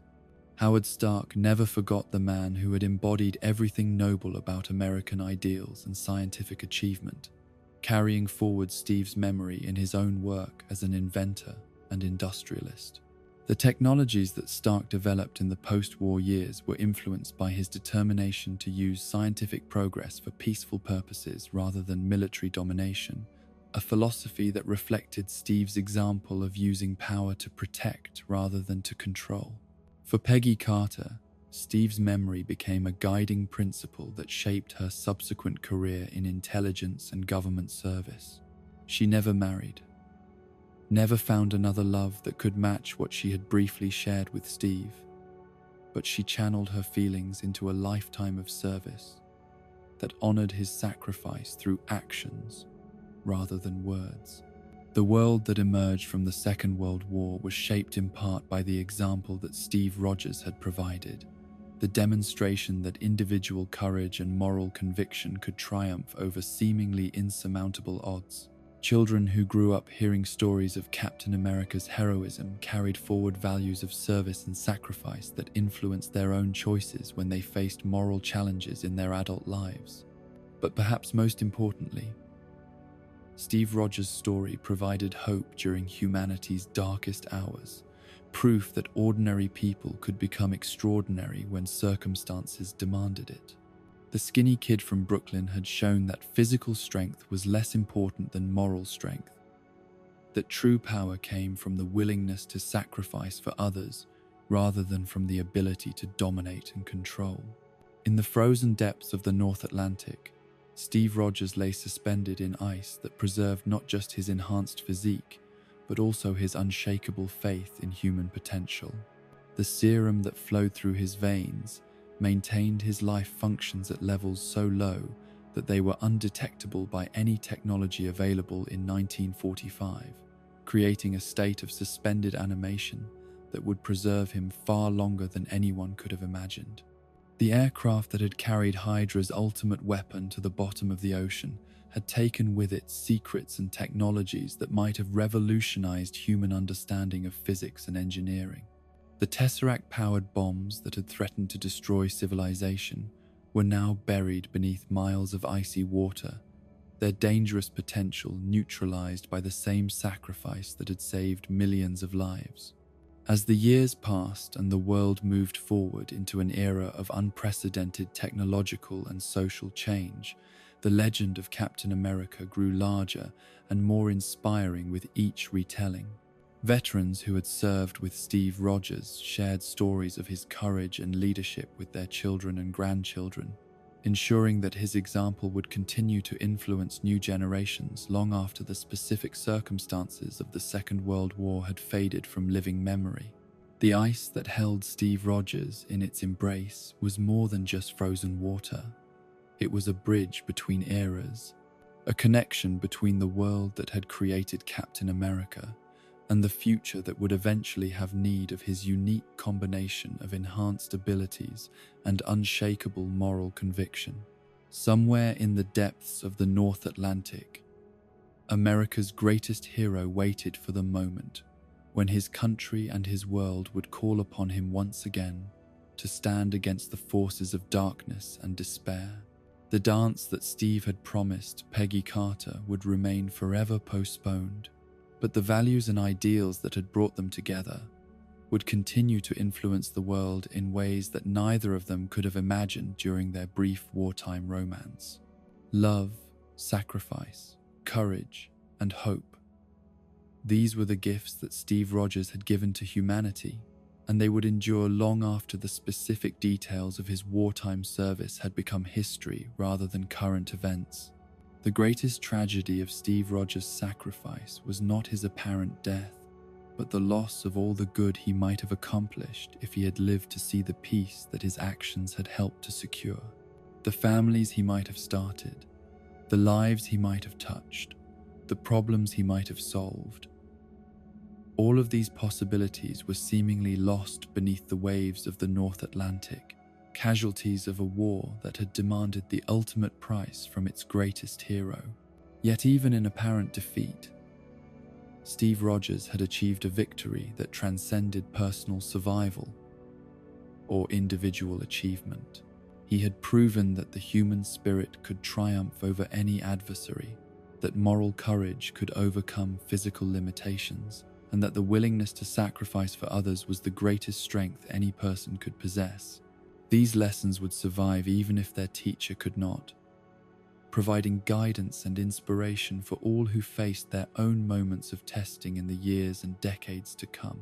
The awakening came slowly, like emerging from the deepest sleep imaginable, consciousness returning in fragments and pieces that didn't quite fit together into a coherent whole. Steve Rogers felt the weight of ice and water pressing against his body, felt the strange sensation of breathing air that tasted different from anything he remembered, felt the gradual return of sensation to limbs that seemed to have been asleep for an impossibly long time. The voices around him were speaking English, but with accents and inflections that seemed subtly wrong, as if the language itself had evolved during his absence from the world. Medical equipment beeped and hummed with electronic sounds that were more sophisticated than anything he remembered from the 1940s, and the lights that illuminated his awakening were brighter and whiter than the incandescent bulbs that had lit his previous life. "Take it slow," a voice said, gentle but professionally distant. "You've been asleep for a very long time." Steve tried to speak, found his voice rough and uncertain from disuse, managed to form words that felt strange in his mouth after so many years of silence. "How long?" he asked, the question carrying more weight than those two simple words could possibly convey. The answer, when it came, hit him like a physical blow that was worse than anything he had experienced during his battles with Hydra forces or his final confrontation with the Red Skull. 70 years.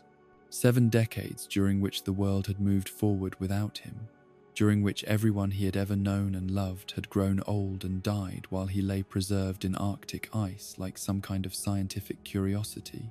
The medical facility where Steve found himself was unlike anything from his previous experience, filled with technology that seemed to belong more in science fiction than in any reality he could recognize.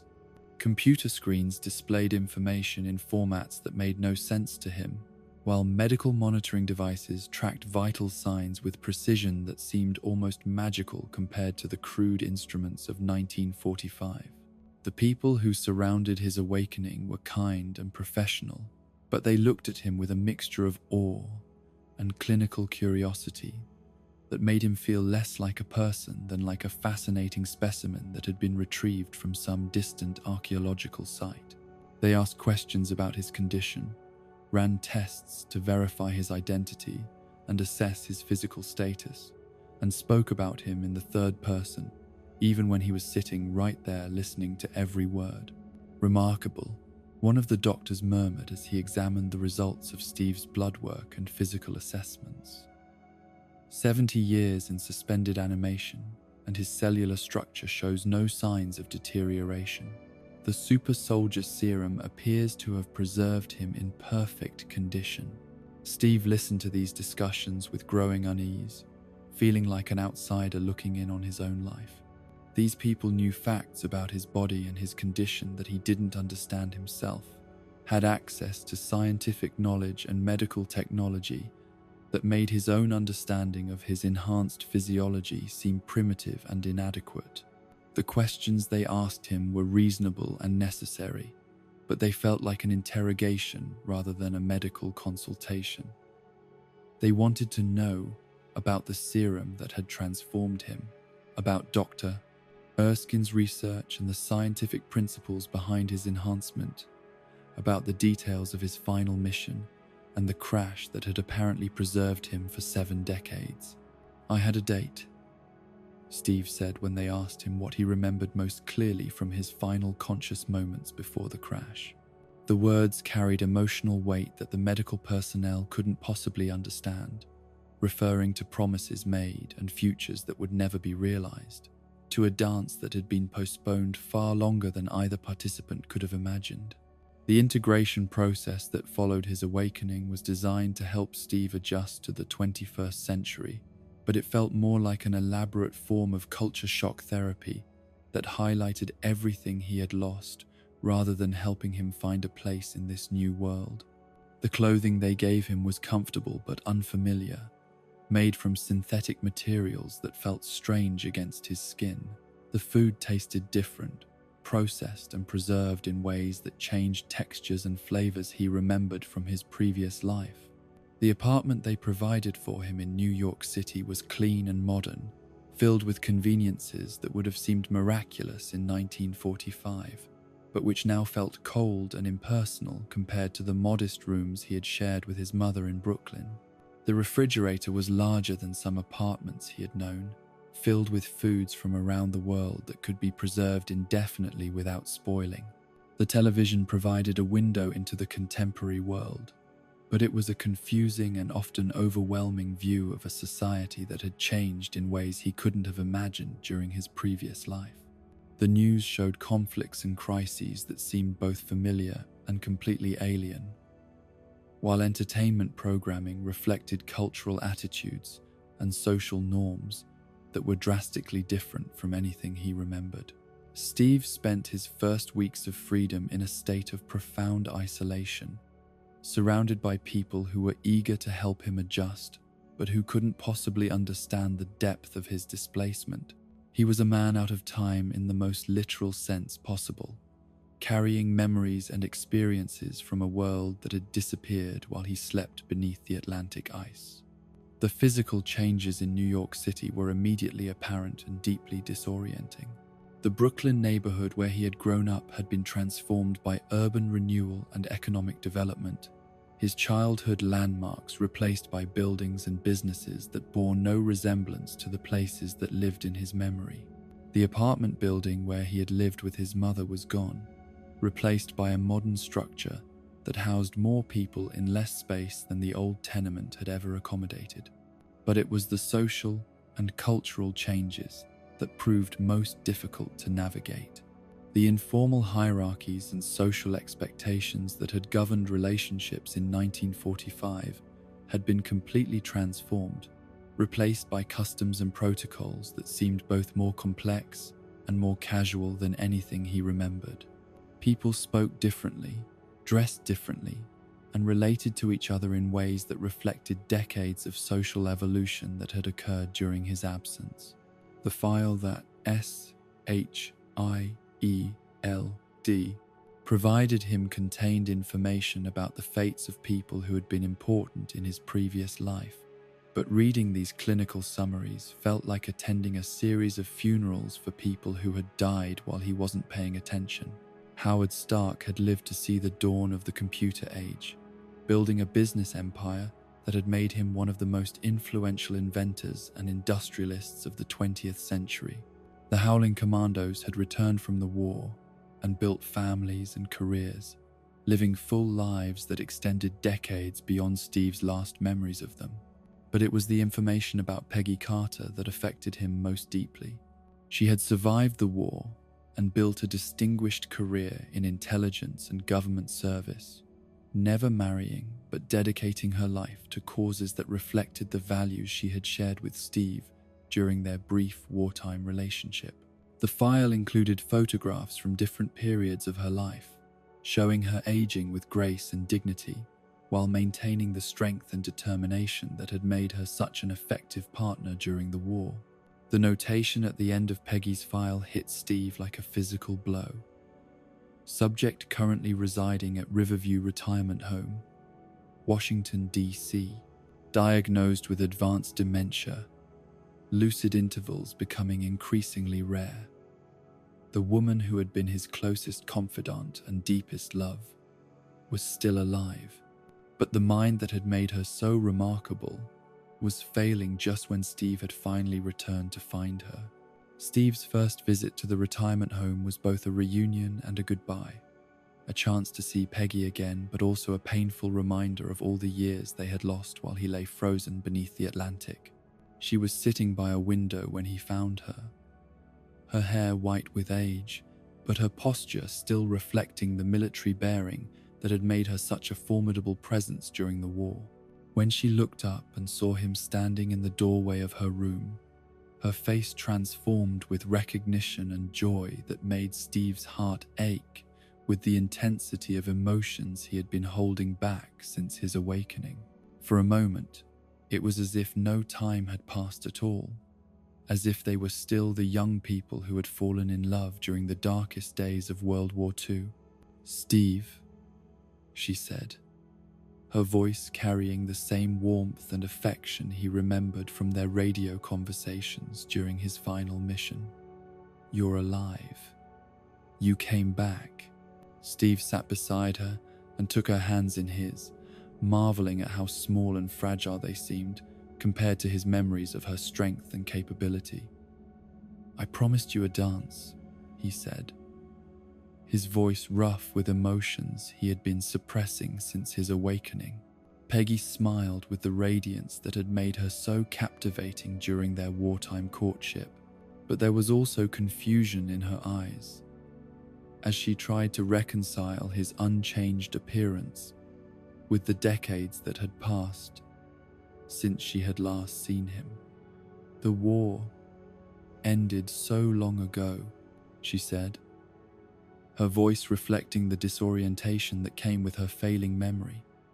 "How is it that you look exactly the same?" Steve explained about the ice and the preservation and the 70 years that had passed in what felt like a single night to him, but he could see that the concepts were too complex for her damaged mind to fully process.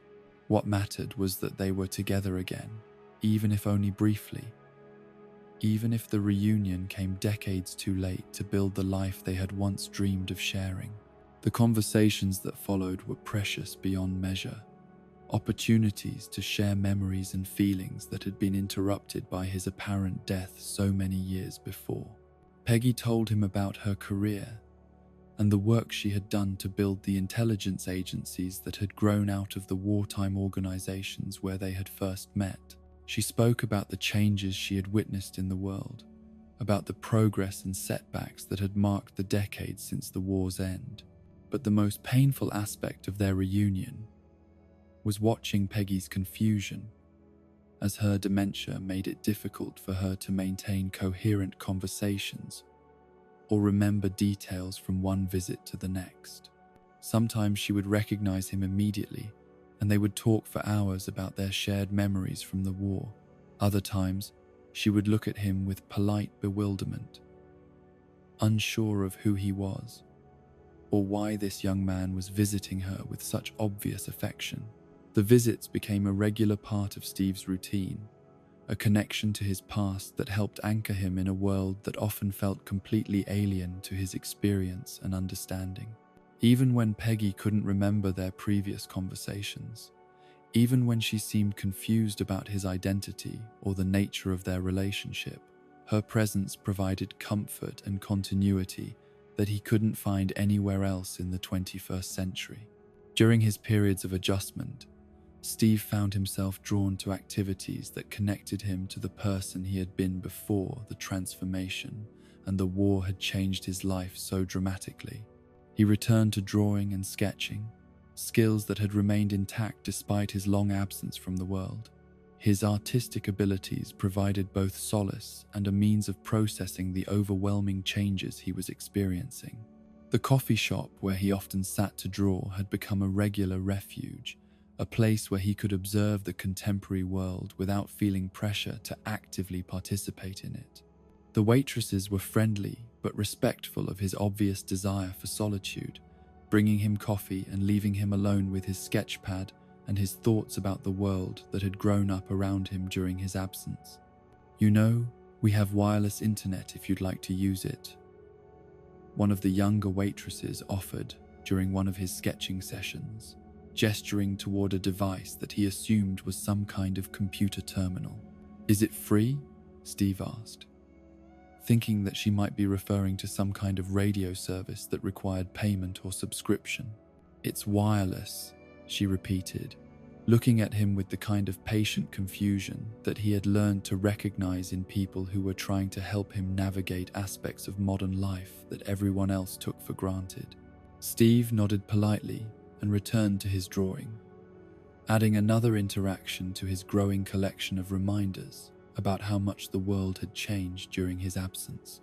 Every day brought similar moments of confusion and displacement, small incidents that highlighted the vast gulf between his experience and the reality of contemporary life. The physical fitness routine that he established helped provide structure and purpose to days that otherwise felt aimless and disconnected from any meaningful goals or objectives.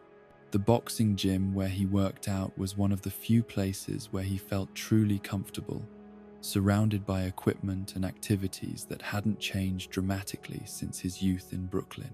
The other people at the gym treated him with respectful curiosity, recognizing that he was obviously in exceptional physical condition, but not immediately connecting him with the legendary Captain America from their history books. Steve preferred this anonymity, enjoying the opportunity to simply be another person working out rather than a historical figure or scientific curiosity. His boxing sessions were particularly cathartic, providing an outlet for the frustration and displacement that threatened to overwhelm him during his adjustment period. The heavy bag absorbed punches that carried decades of suppressed emotion, while the rhythm of training helped quiet the mental turmoil that came from trying to find his place in a world that had moved on without him. It was during one of these workout sessions that Nick Fury first approached him, recognizing that Steve Rogers needed more than physical exercise to help him adjust to contemporary life. The director of SHIELD had been watching Steve's integration process with professional interest and personal concern, understanding that someone with Steve's unique abilities and moral character could be a valuable asset in addressing threats that conventional law enforcement couldn't handle. "You know, most people who've been asleep for 70 years would need a lot more time to get back into fighting shape," Fury observed, watching Steve work through a series of exercises that would have challenged professional athletes. Steve paused in his workout and studied the man who had approached him, recognizing authority and competence in Fury's bearing even though they had never met before. "Most people weren't enhanced by a super soldier serum," he replied, his tone neutral but not unfriendly. Fury's proposal was simple and compelling. join a team of extraordinary individuals who were being assembled to address threats that were beyond the capabilities of conventional military or law enforcement agencies. The Avengers Initiative, as Fury called it, would provide Steve with both purpose and companionship, connecting him with other people who understood the burden of possessing abilities that set them apart from ordinary humanity. The briefing that Phil Coulson provided during the flight to the crisis that would bring the Avengers together was both fascinating and disturbing, introducing Steve to threats and challenges that seemed to dwarf anything he had faced during World War II. The Tesseract, the same cosmic artifact that had powered Hydra's most dangerous weapons, had apparently survived the destruction of the Red Skull's aircraft, and was now being used by an entity called Loki to threaten Earth with invasion from another dimension. Dr. Bruce Banner was perhaps the most intriguing member of the proposed team, a brilliant scientist whose attempts to recreate the super soldier serum had resulted in a transformation that was both more dramatic and more dangerous than anything Steve had experienced.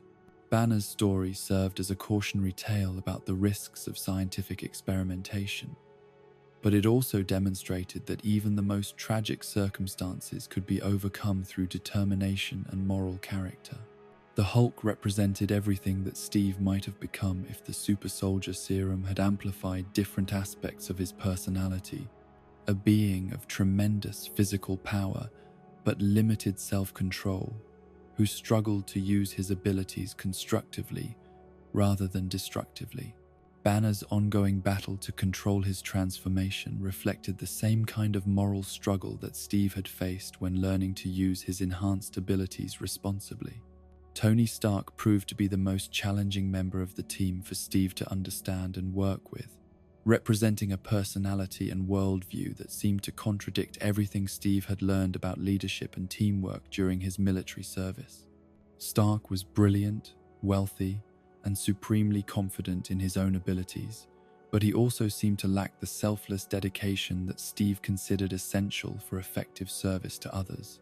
The tension between Steve and Tony was complicated by the shadow of Howard Stark, whose friendship with Steve during the war had apparently colored Tony's childhood in ways that created resentment rather than admiration. Tony had grown up hearing stories about Captain America's perfection and heroism, comparisons that had made him feel inadequate and created psychological barriers to accepting Steve's leadership of the team. "Everything special about you came out of a bottle," Tony said during one of their early confrontations, his words carrying years of accumulated frustration and inadequacy that had nothing to do with Steve personally, but everything to do with the legend that had overshadowed Tony's relationship with his father. Steve understood that Tony's hostility was not really directed at him, but at the impossible standard that Howard Stark had apparently used to measure his son's achievements and character.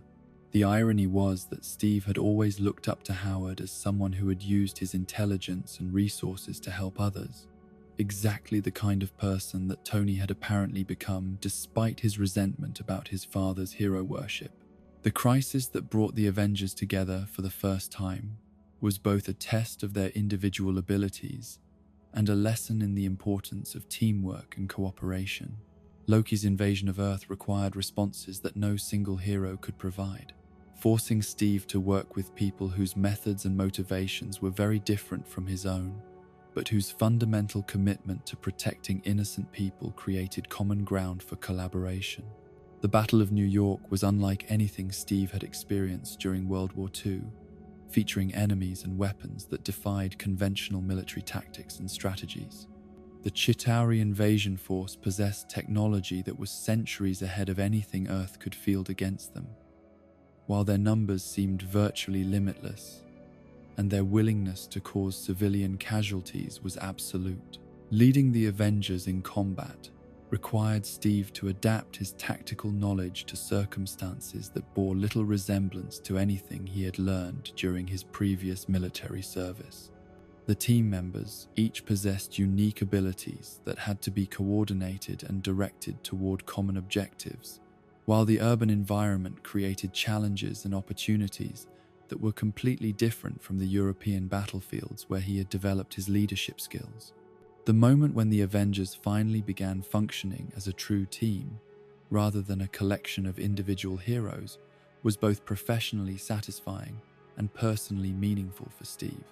These people were not soldiers in any conventional sense, but they were willing to risk their lives to protect others, and that fundamental motivation provided the foundation for effective cooperation and mutual support.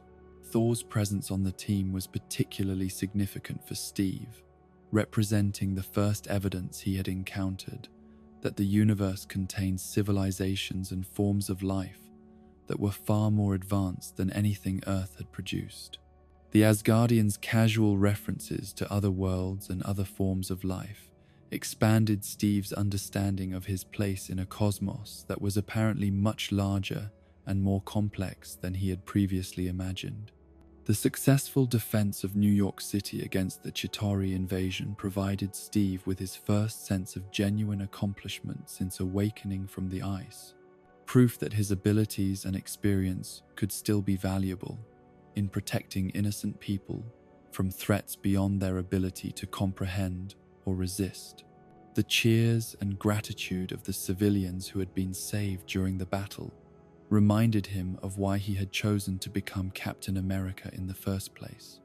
The aftermath of the battle brought both recognition and new responsibilities that helped establish Steve's place in the contemporary world, while also connecting him to the values and purposes that had motivated his service during World War II. The Avengers had proven that extraordinary individuals could work together effectively when facing threats that required more than conventional responses, creating a template for future cooperation and mutual support. The decision to move to Washington, D.C.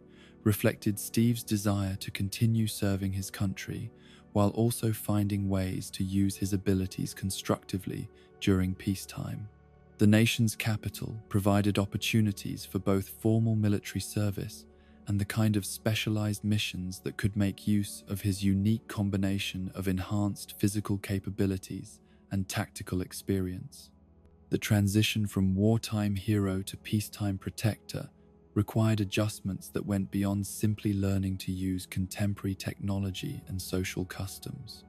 Steve had to develop new skills and new perspectives that would allow him to address threats that were more subtle and complex than the straightforward military objectives he had pursued during World War II. The partnership with SHIELD provided structure and purpose that helped Steve find his place in an organization dedicated to protecting national security through methods that were often more sophisticated and morally complex than anything he had previously encountered.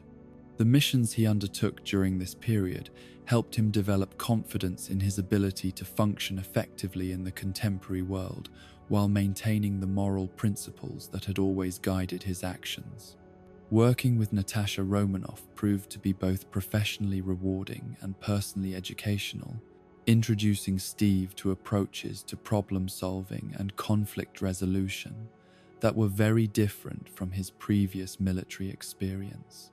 Her background in espionage and intelligence work provided perspectives on threats and responses that expanded his understanding of the challenges facing national security in the 21st century. The friendship with Sam Wilson developed naturally from their shared experiences as veterans adjusting to peacetime life. Though Sam's service in contemporary conflicts provided insights into modern warfare and its psychological consequences that Steve found both fascinating and disturbing, their regular running sessions became opportunities for conversations about the challenges of finding purpose and meaning after military service. Topics that resonated deeply with Steve's own experiences of displacement and adjustment. "On your left," Steve would say, as he passed Sam during their runs around the National Mall, the phrase becoming a friendly ritual that acknowledged both Steve's superior physical capabilities and Sam's determination to keep up with someone whose abilities were clearly beyond normal human limits. The missions that Steve undertook during this period of adjustment helped him develop skills and perspectives that would be essential for his continued effectiveness as both a soldier and a protector of innocent people. Each assignment provided opportunities to learn about contemporary threats and the methods that were being used to address them, while also demonstrating that his enhanced abilities and tactical experience remained valuable in addressing challenges that conventional law enforcement couldn't handle effectively. The world that Steve Rogers discovered after 70 years in suspended animation was both more complex and more hopeful than the one he had left behind during World War II. The technological advances that had occurred during his absence had created possibilities for communication, transportation, and cooperation that seemed almost magical compared to the limitations of 1945. Medical advances had eliminated diseases that had claimed millions of lives during his youth, while innovations in agriculture and manufacturing had raised living standards around the world to levels that would have seemed impossible during the Great Depression. But the moral challenges facing humanity had not disappeared with technological progress, and Steve found that his role as Captain America remained as relevant in the 21st century as it had been during the 1940s. The specific threats had evolved, and the methods for addressing them had become more sophisticated, but the fundamental need for people who were willing to sacrifice personal comfort and safety for the protection of others remained as important as ever. The adjustment period that had begun with his awakening from the ice was far from complete, but Steve Rogers had begun to find his place in a world that had grown up around him during his absence. The values that had motivated his service during World War II remained valid and necessary, while his enhanced abilities and tactical experience provided tools that could be adapted to address contemporary challenges and opportunities. The skinny kid from Brooklyn had awakened to find himself in a new world, but he remained committed to the same principles of service and sacrifice that had always defined his character and guided his choices. The months following the Battle of New York brought a new kind of routine to Steve Rogers' life, one that felt both familiar and strange as he settled into his role as a SHIELD operative in the 21st century.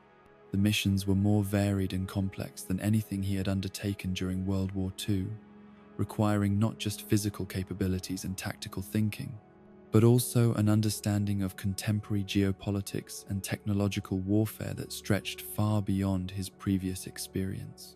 Working alongside Natasha Romanoff had proven to be both professionally rewarding and personally challenging, as her approach to problem-solving often conflicted with the straightforward military strategies that had served Steve well during his previous career. Natasha operated in a world of moral ambiguity and calculated deception that made Steve uncomfortable, but he couldn't argue with the effectiveness of her methods or question her ultimate dedication to protecting innocent people from threats they couldn't comprehend or resist. The mission aboard the Lemurian Star exemplified both the complexity of contemporary security challenges and the fundamental differences in philosophy that separated Steve from many of his new colleagues. What had been presented as a straightforward hostage rescue operation had revealed layers of deception and conflicting objectives that made Steve question not just the specific mission parameters, but also the broader methods and goals of the organization he was serving. The target is a mobile satellite launch platform, the Lemurian Star. Agent Sitwell had briefed them before the mission, his presentation filled with technical details and strategic considerations that demonstrated the sophisticated nature of 21st century threats. It was taken over by pirates led by Georges Batroc. They're holding 25 hostages, including Captain Vassant and Agent Sitwell. Steve had approached the mission with the same methodical preparation that had characterized his work during World War II, studying the target vessel's layout and the capabilities of the hostile forces, while developing tactical plans that would minimize casualties and maximize the chances of successfully rescuing all the hostages. But even during the planning phase, he He had sensed that there were aspects of the mission that were not being fully disclosed to him. The assault on the Lemurian star had gone smoothly from a tactical perspective, with Steve's enhanced abilities allowing him to neutralize multiple opponents, while the STRIKE team secured different sections of the vessel according to their predetermined assignments. His confrontation with George's Batroc had been particularly satisfying. A straightforward physical contest that reminded him of the more direct conflicts he had engaged in during his previous military service. But it was during the final phases of the mission that Steve discovered the true complexity of contemporary intelligence operations and the moral compromises that often characterized them. While he had been focused on rescuing hostages and neutralizing the terrorist threat, Natasha had been pursuing a completely different objective, downloading classified information from the ship's computer systems that apparently had nothing to do with the hostage situation. "What were you doing on that ship?" Steve demanded when he confronted Natasha about her unauthorized activities, his voice carrying the kind of direct authority that had made him an effective military leader during World War II. Natasha's response reflected the casual attitude toward deception and compartmentalized information that seemed to characterize so much of SHIELD's operations. "I was running my own mission," she said, as if it were perfectly normal for team members to pursue conflicting objectives without informing their colleagues or coordinating their activities. Steve's frustration with this approach went beyond simple concerns about operational security or military protocol.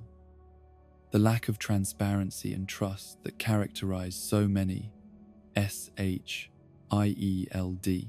operations reminded him uncomfortably of the kind of institutional corruption and moral compromise that he had fought against during his confrontations with Hydra during World War II.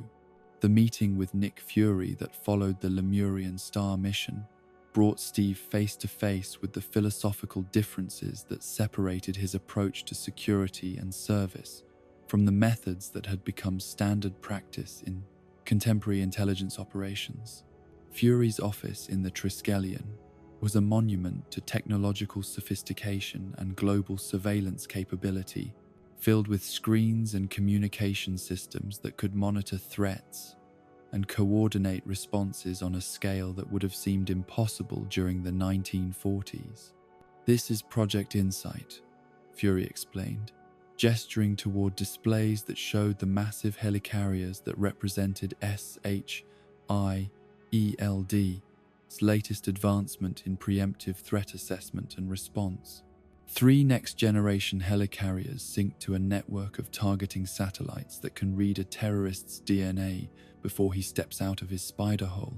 The scope and ambition of Project Insight impressed Steve from a technical perspective, but the underlying philosophy troubled him in ways that he struggled to articulate clearly.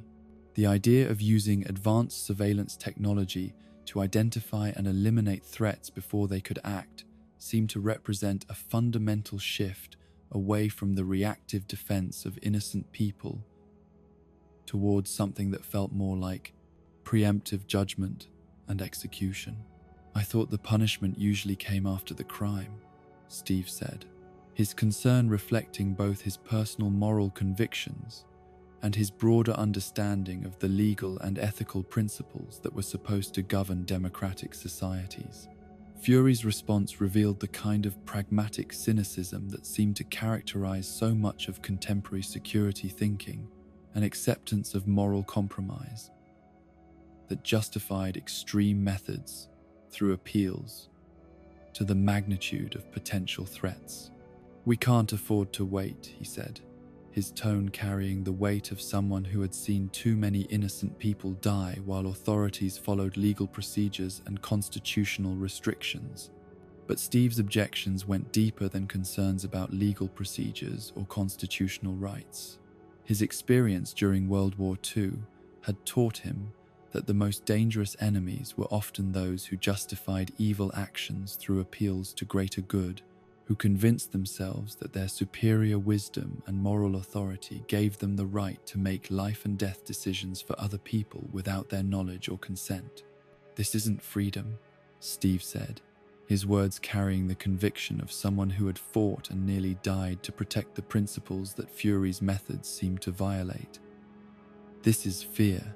The philosophical conflict between Steve and Fury reflected broader tensions within American society, about the balance between security and liberty, between the desire to prevent attacks and the commitment to preserving the democratic values that made prevention worthwhile. Steve's perspective had been shaped by his experiences fighting against totalitarian ideologies that had used similar justifications for surveillance and control, while Fury's approach reflected the harsh realities of contemporary threats that seemed to require unprecedented methods and unprecedented powers.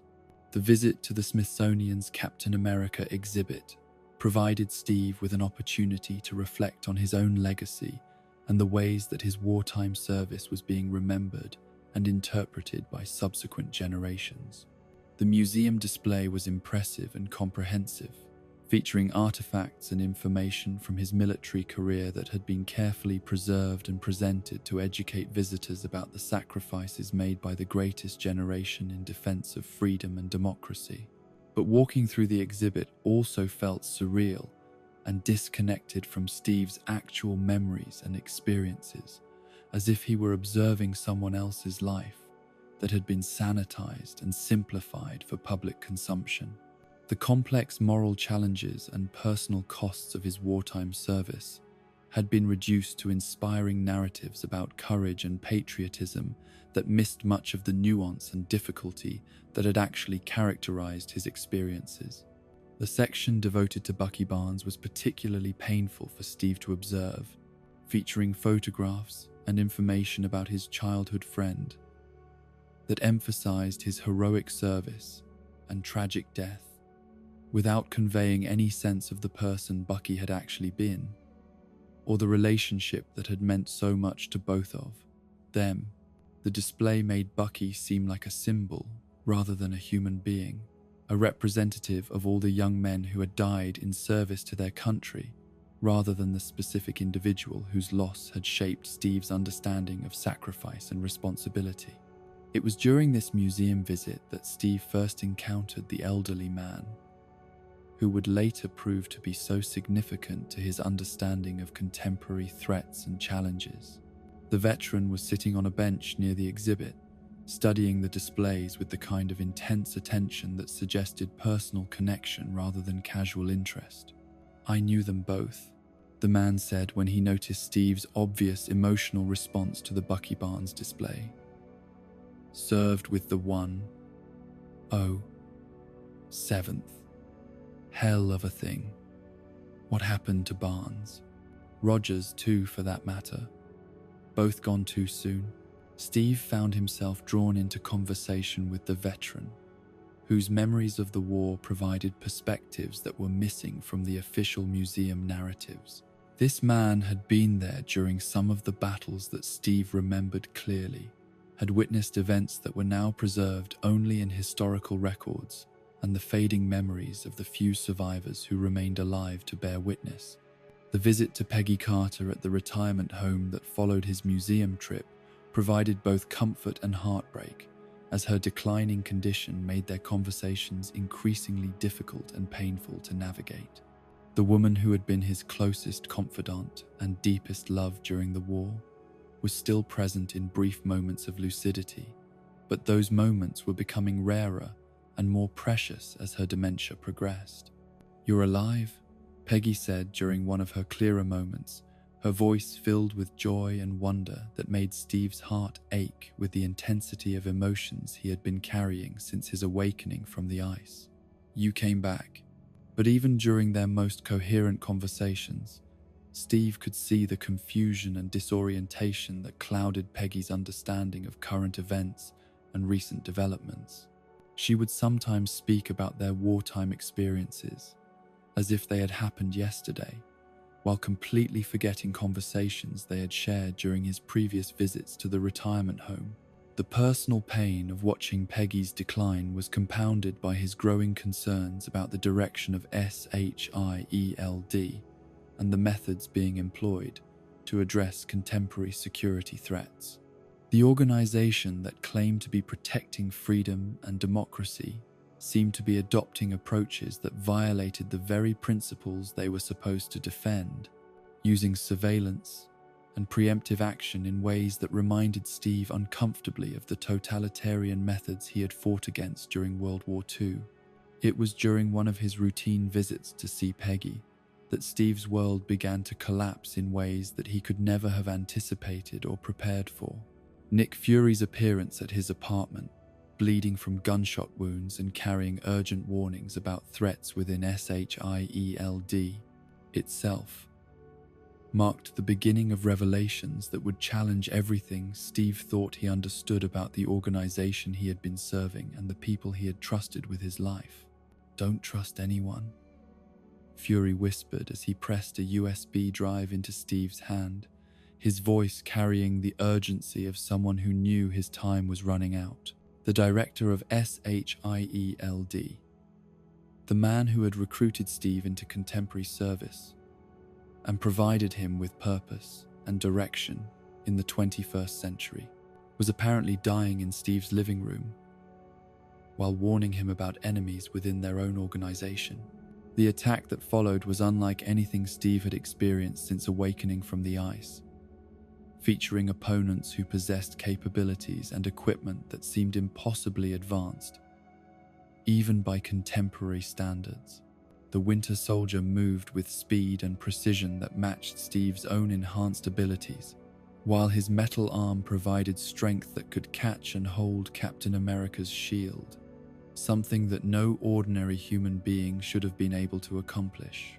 The brief glimpse Steve caught of his attacker's face during their confrontation provided no immediate recognition, just an impression of someone who seemed vaguely familiar in ways that Steve couldn't immediately identify or explain. The Winter Soldier's combat methods were professional and efficient, demonstrating training and experience that suggested military background. But there was also something coldly mechanical about his approach that seemed inconsistent with ordinary human emotion or motivation. The apparent death of Nick Fury in the hospital struck Steve with the same kind of devastating loss he had experienced when Dr. Erskine was murdered during the Super Soldier program.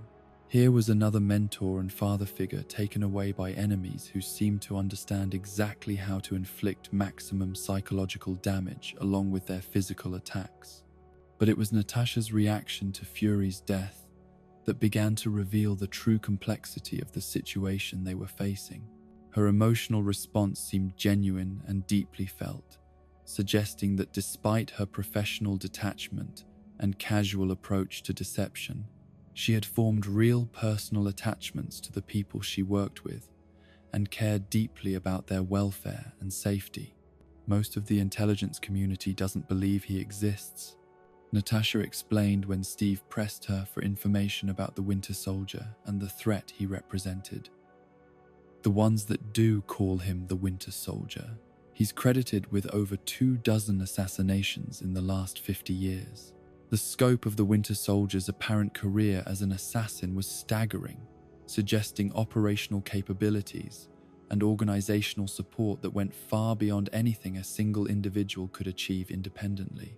Someone with the resources and influence to maintain such an asset over decades had been using the Winter Soldier to eliminate targets across the globe, shaping events and eliminating obstacles in ways that suggested coordination with powerful interests."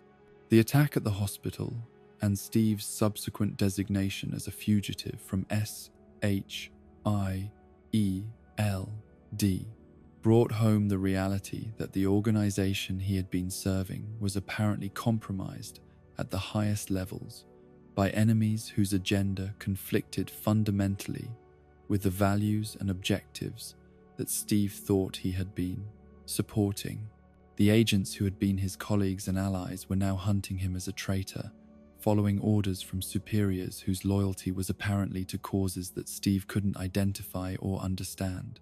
The escape from the Triskelion required all of Steve's combat training and tactical experience, but it also demonstrated that his enhanced physical abilities were not sufficient to overcome enemies who possessed comparable capabilities and superior resources.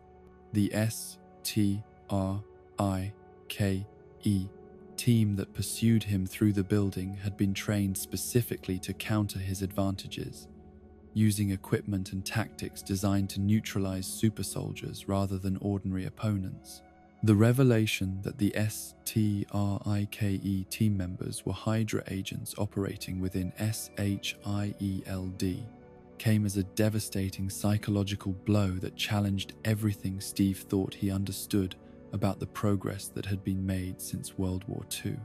The evil organization that he thought he had helped to destroy during the 1940s had apparently survived and grown stronger, infiltrating and corrupting the very institutions that had been created to prevent their return to power.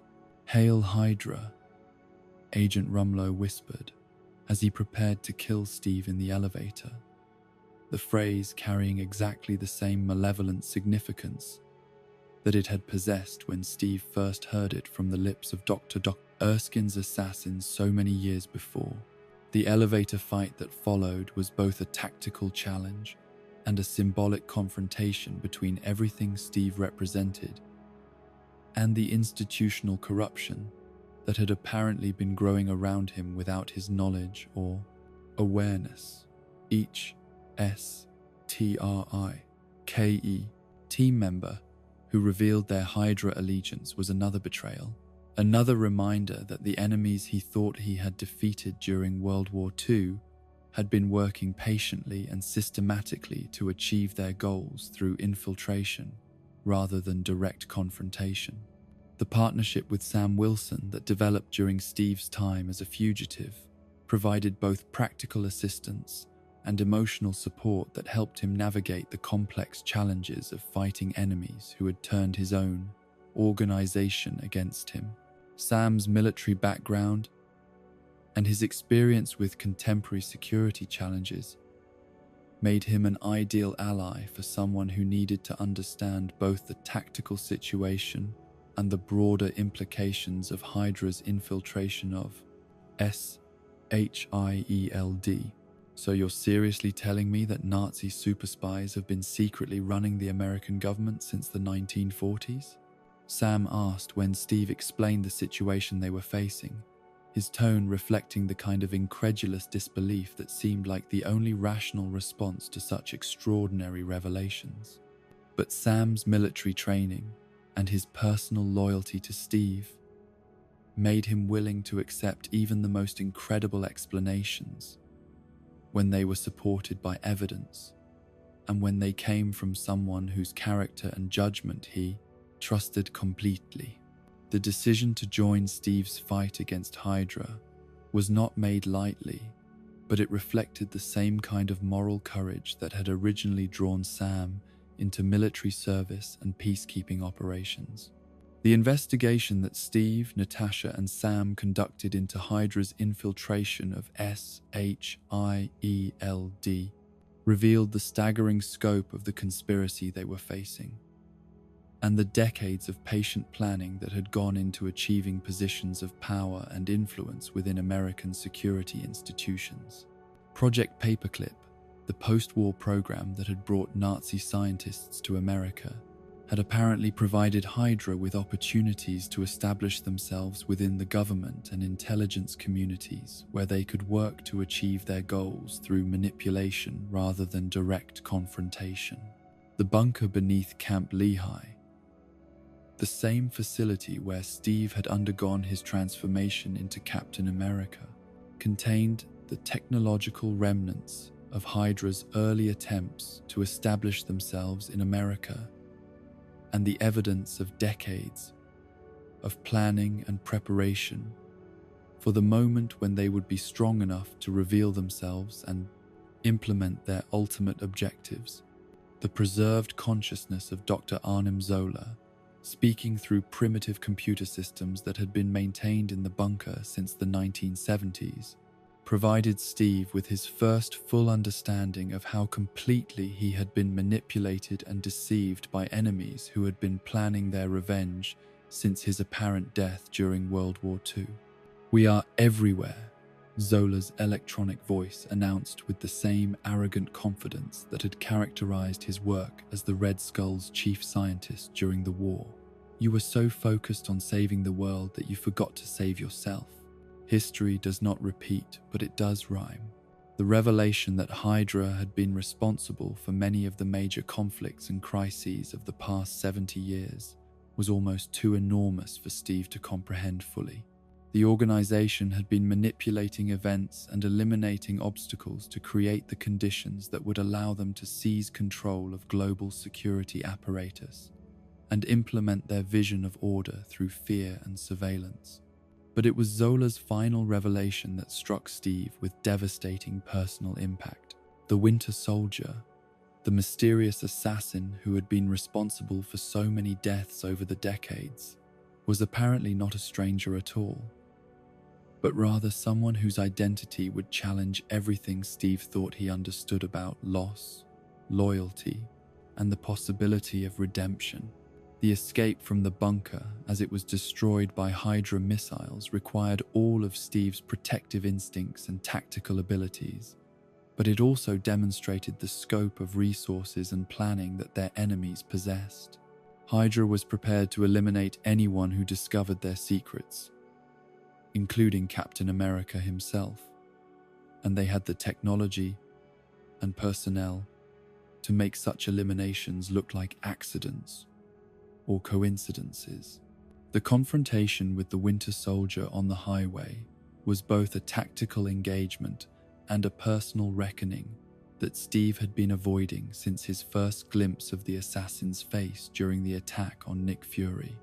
The Winter Soldier's combat abilities and equipment were specifically designed to counter Steve's advantages, suggesting that whoever controlled the assassin had detailed knowledge of Captain America's capabilities and vulnerabilities. But it was when Steve finally managed to dislodge the Winter Soldier's mask during their hand-to-hand combat that the full horror of Hydra's long-term planning became clear.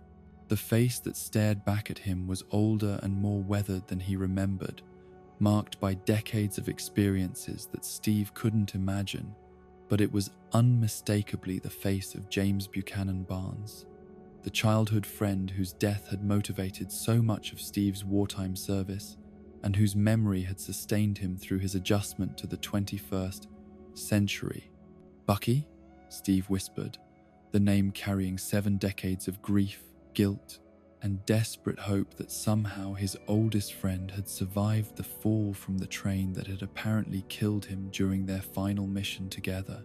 But the man who wore Bucky's face showed no recognition, no acknowledgement of their shared history, or the bond that had once made them closer than brothers.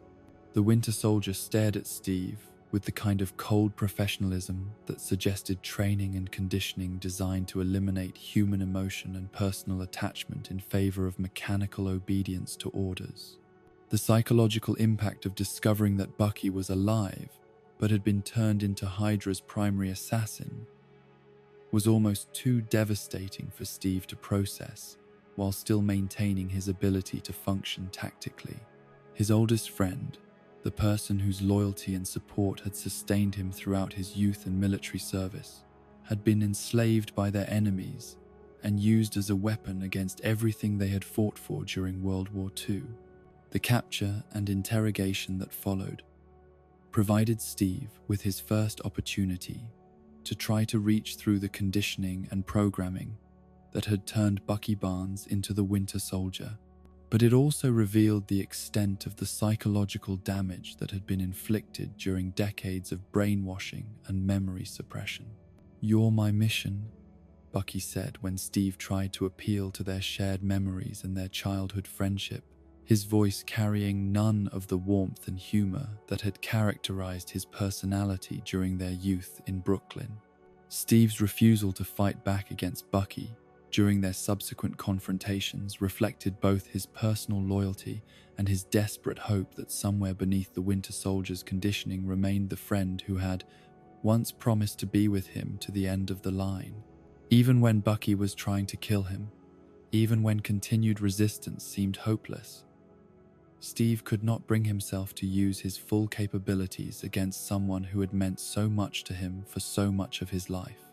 The final battle on the collapsing helicarriers required Steve to make choices that went against every tactical instinct he had developed during years of military service and superhero operations. Completing the mission to prevent Hydra's implementation of Project Insight meant accepting personal risk and probable death, but it also meant potentially sacrificing any chance of saving Bucky from the conditioning that had enslaved him to their enemy's agenda. The moment when Steve finally reached through Bucky's programming by repeating the promise that had sustained their friendship since childhood provided both hope for redemption and recognition of how much his friend had suffered during their decades of separation. "I'm with you to the end of the line," Steve said as Bucky prepared to deliver what appeared to be the killing blow, the words carrying all the weight of their shared history and Steve's unshakable faith in the person Bucky had once been and might become again. The recognition that flickered in Bucky's eyes during that crucial moment suggested that the conditioning and programming had not completely destroyed the person who had once been James Buchanan Barnes, that somewhere beneath the Winter Soldier's mechanical obedience remained traces of the loyalty and love that had once made their friendship such a powerful force in both their lives. Bucky's decision to save Steve from drowning after the helicarriers crashed demonstrated that the breakthrough had been real and significant, even if it was only the beginning of a much longer process of recovery and redemption that would require time, patience, and resources that might not be available given their current circumstances. The aftermath of Hydra's exposure and the collapse of SHIELD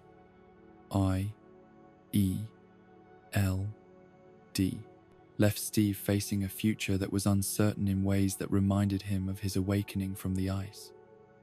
But this time the challenges were not just personal, but also involved the welfare and safety of people he cared about.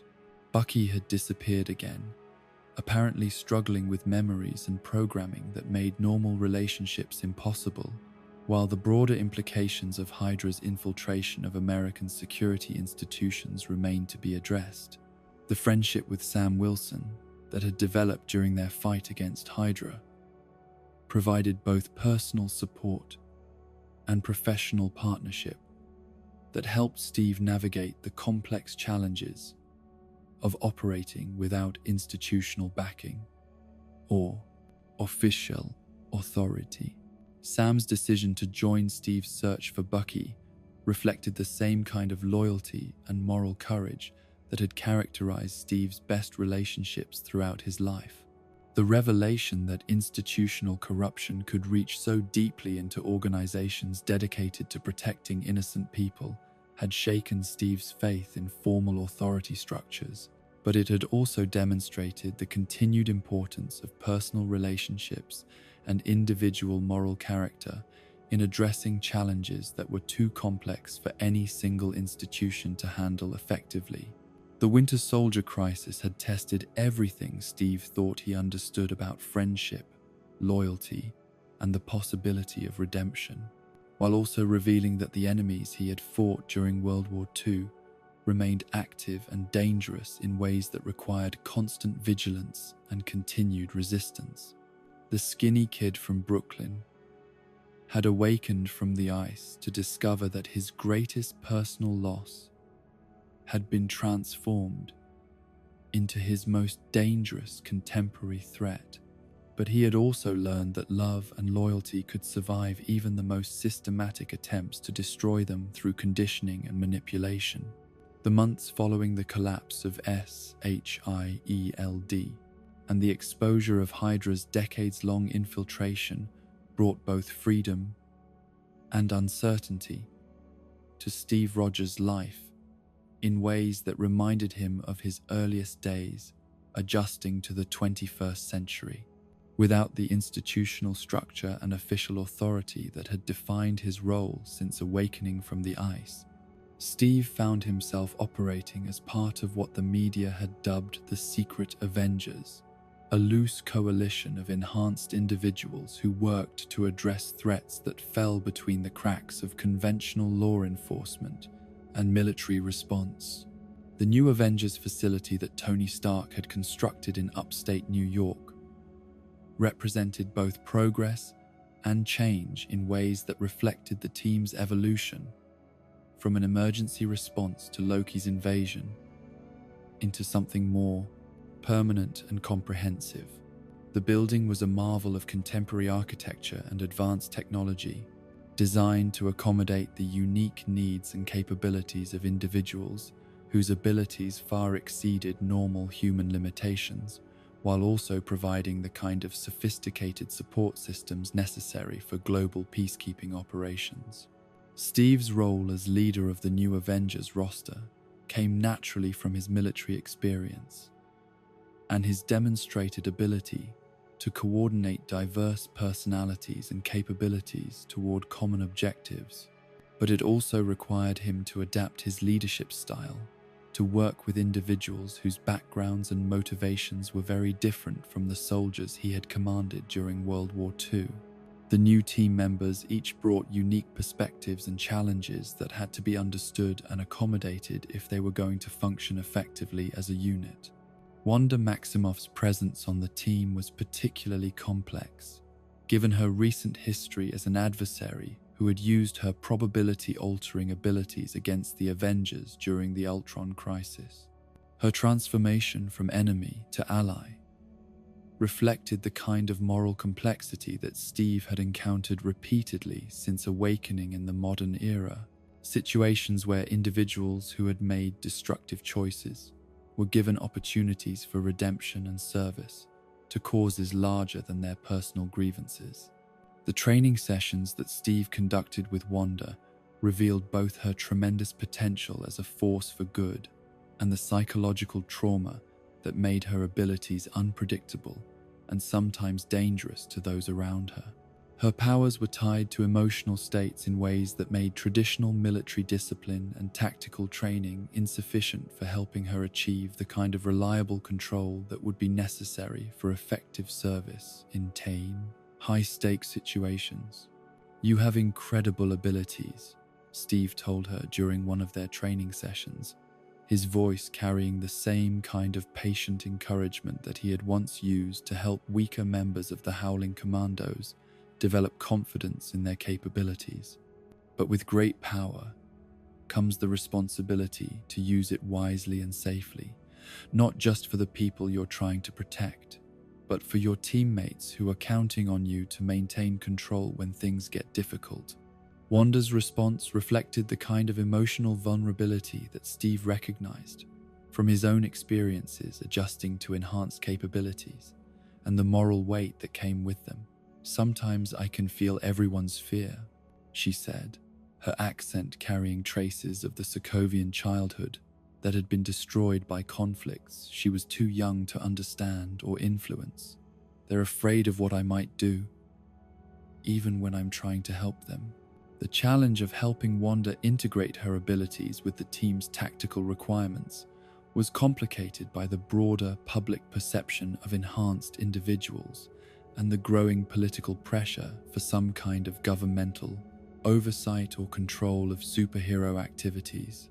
The destruction that had occurred during the Avengers' confrontation with Ultron in Sokovia had generated global concern about the collateral damage that could result from conflicts involving individuals with extraordinary capabilities. The mission in Lagos that was intended to demonstrate the Avengers' continued effectiveness and responsible approach to international peacekeeping instead became the catalyst for the most serious crisis the team had ever faced, both in terms of their public reputation and their internal unity. What should have been a straightforward counter-terrorism operation against Brock Rumlow and his mercenary team became a public relations disaster that would have consequences far beyond the immediate tactical objectives. Steve's confrontation with Rumlow was deeply personal, involving not just tactical considerations but also the psychological impact of facing someone who had betrayed his trust so completely during the Hydra infiltration of SHIELD. Rumlow represented everything that Steve had learned to recognize as institutional corruption and moral compromise. Someone who had used positions of authority and trust to serve causes that directly contradicted his sworn obligations and public responsibilities. "You know, he remembered you," Rumlow said as they fought among the burning vehicles and collapsing buildings of the Lagos marketplace, his voice carrying malicious satisfaction at the psychological damage he was inflicting. "I was there." He got all weepy about it, till they put his brain back in a blender. The reference to Bucky's continued suffering at the hands of Hydra programmers struck Steve with exactly the kind of emotional impact that Rumlow had intended, threatening to compromise his tactical judgment at exactly the moment when clear thinking was most crucial. The knowledge that his oldest friend was somewhere in the world, struggling with memories and conditioning that made normal life impossible, was a constant source of guilt and distraction that enemies could exploit if Steve allowed personal concerns to override his professional responsibilities. But it was Wanda's well-intentioned attempt to contain Rumlow's suicide explosion that transformed a tactical success into a humanitarian catastrophe that would reshape public perception of the Avengers and their role in Avengers global security. Her effort to redirect the blast away from the crowded marketplace accidentally sent it into a nearby office building, killing dozens of innocent people who had been going about their normal business when they were caught in the crossfire of a battle they couldn't understand or escape. The aftermath of the Lagos incident brought international pressure for accountability and oversight that Steve had been expecting since the Avengers first assembled in New York, but which he had hoped could be managed through voluntary cooperation and self-regulation rather than external control. The Sokovia Accords, as they came to be known, represented a fundamental challenge to everything Steve believed about individual responsibility and the proper relationship between government authority and personal conscience. The document that Secretary of State Thaddeus Ross presented to the Avengers was both comprehensive and restrictive, establishing international oversight mechanisms that would subject all enhanced individuals to governmental control and approval before they could engage in any activities that might affect global security or stability. The Accords represented exactly the kind of institutional authority that Steve had learned to distrust during his experiences with Hydra's infiltration of SHIELD. The Avengers were formed to make the world a safer place, Ross explained during his presentation, his tone carrying the authority of someone who was accustomed to having his directives followed without question. "I feel we've done that. But while a great many people see you as heroes, there are some who would prefer the word vigilantes. What would you call a group of US-based enhanced individuals who routinely ignore sovereign borders and inflict their will wherever they choose, and who, frankly, seem unconcerned about what they leave behind?" Steve's objections to the Accords went beyond simple concerns about bureaucratic interference or operational flexibility, though those considerations were certainly important. His experiences during World War II had taught him that the most dangerous enemies were often those who operated within legal frameworks and governmental structures, using official authority to implement policies that violated fundamental human rights and democratic principles. The moral complexity of the situation was compounded by the reasonable arguments that could be made in favor of some kind of oversight and accountability for individuals whose actions could affect millions of people and reshape global events. Steve recognized that public concern about collateral damage and unauthorized intervention in sovereign nations was legitimate, even if he disagreed with the specific mechanisms being proposed to address those concerns. Tony Stark's support for the Sokovia Accords reflected both his personal guilt about the unintended consequences of his technological innovations and his fundamental faith in institutional solutions to complex problems. Tony's background as a businessman and engineer had given him experience with regulatory frameworks and bureaucratic oversight that made governmental control seem more acceptable and potentially beneficial than it did to Steve's military background and moral convictions. "We need to be put in check," Tony argued during one of their increasingly heated discussions about the Accords and their implications for the team's future operations. "Whatever form that takes, I'm game. If we can't accept limitations, if we're boundaryless, we're no better than the bad guys." But Steve's response reflected his deeper understanding of how easily governmental authority could be corrupted and used to implement policies that violated the very principles it claimed to protect. "What if this panel sends us somewhere we don't think we should go? What if there's somewhere we need to go, and they don't let us? We may not be perfect, but the safest hands are still our own." The philosophical divide between Steve and Tony represented broader tensions within democratic societies about the balance between security and freedom, between the desire for effective action and the commitment to constitutional limitations on governmental power. Both men were motivated by genuine desire to protect innocent people and serve the greater good, but their different experiences and perspectives led them to very different conclusions about the best methods for achieving those objectives. The personal tragedy that struck during the midst of this political crisis brought Steve face to face with mortality and loss in ways that reminded him of his mother's death so many years before, but with additional layers of complexity that reflected his unique position as both a public figure and a private individual dealing with grief and remembrance. Peggy Carter's death represented the loss of his last direct connection to the world he had known before his transformation, and his service as Captain America. The funeral service for Peggy was both a personal farewell and a public recognition of her contributions to intelligence and government service that had extended far beyond her wartime activities with the Strategic Scientific Reserve. Steve sat in the front row of the church, surrounded by family members and colleagues who had known different aspects of Peggy's life and career, listening to tributes that captured her professional accomplishments while barely touching on the personal relationship that had meant so much to both of them. The eulogy, delivered by Peggy's niece, Sharon Carter, struck Steve with particular force because of its focus on moral conviction and the courage to stand alone when necessary, themes that resonated deeply with his current struggles over the Sokovia Accords and his broader concerns about governmental authority and individual responsibility. Aunt Peggy always said, "Compromise where you can, but where you can't, don't," Sharon said, her words carrying special significance for Steve as he grappled with decisions about whether to sign the Accords or maintain his independence, regardless of the political and personal consequences.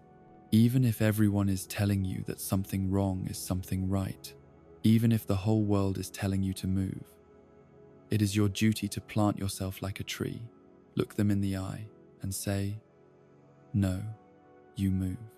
The private conversation that Steve had with Sharon after the funeral provided both comfort and complexity, as their shared memories of Peggy created intimacy that was complicated by their different relationships to the woman they were mourning and their different perspectives on contemporary challenges. Sharon's work with the CIA had given her insights into intelligence operations and governmental oversight that provided useful context for Steve's concerns about the Accords, while her personal connection to Peggy made her someone who could understand aspects of Steve's loss that were invisible to most other people. The moment of physical intimacy that developed between Steve and Sharon reflected both the comfort they found in shared grief and the natural attraction that had been building during their previous encounters. But it was also complicated by questions about whether Steve was seeking connection with Sharon herself, or trying to recapture something from his relationship with Peggy that had been lost to time and circumstances beyond anyone's control. The crisis that transformed the Sokovia Accords debate from political disagreement into personal conflict began with news reports about a terrorist bombing in Vienna that had killed dozens of people, including King T'Chaka of Wakanda, during a United Nations conference where the accords were being signed by representatives from more than 100 nations. The attack was apparently the work of the Winter Soldier, according to security footage that showed a figure matching Bucky Barnes' description fleeing the scene of the explosion. Steve's immediate response to the news was disbelief and denial, rooted in his conviction that Bucky would never voluntarily engage in the kind of indiscriminate violence that characterized terrorist attacks against civilian targets. The man he had known since childhood, despite decades of conditioning and programming, retained enough of his essential character to distinguish between military objectives and innocent bystanders, or so Steve desperately hoped. But the evidence seemed overwhelming and undeniable, captured by multiple security cameras and corroborated by forensic analysis that placed Bucky at the scene of the bombing, with clear intent to cause maximum casualties and political disruption. The international manhunt that followed was both a law enforcement operation and a political crisis that threatened to destabilize relationships between nations that were already struggling with questions about enhanced individuals, their regulation. The involvement of T'Challa, the new Black Panther and heir to the Wakandan throne, added both personal vendetta and advanced technology to the pursuit of Bucky Barnes, creating challenges that went far beyond normal law enforcement capabilities. T'Challa's grief over his father's death was channeled into a determination to capture or kill the Winter Soldier that was both understandable and dangerous, driven by emotions that could compromise judgment and lead to collateral damage. Steve's decision to protect Bucky from both governmental authorities and vigilante justice reflected his personal loyalty, but also created political and legal complications that extended far beyond their individual relationship. By interfering with international law enforcement efforts to apprehend a suspected terrorist, Steve was effectively declaring himself an enemy of the same governmental structures that the Sokovia Accords were designed to strengthen and legitimize. The chase through Bucharest provided Steve with his first real conversation with Bucky since the collapse of the Helicarriers, an opportunity to assess his friend's mental state and his recollection of both recent events and their shared history from before his capture and conditioning by Hydra forces. Bucky's apartment was spartanly furnished and strategically positioned, suggesting someone who remained hyper-vigilant about potential threats while also trying to live as normal a life as possible, given his circumstances and psychological condition. "Do you remember me?" Steve asked when he found Bucky in the apartment, the question carrying decades of hope and fear about whether their friendship had survived the systematic attempt to erase Bucky's identity and replace it with mechanical obedience to Hydra's agenda. Bucky's response revealed both progress and continued struggle with memories and identity that had been deliberately fragmented and suppressed through years of psychological manipulation and conditioning. "You're Steve.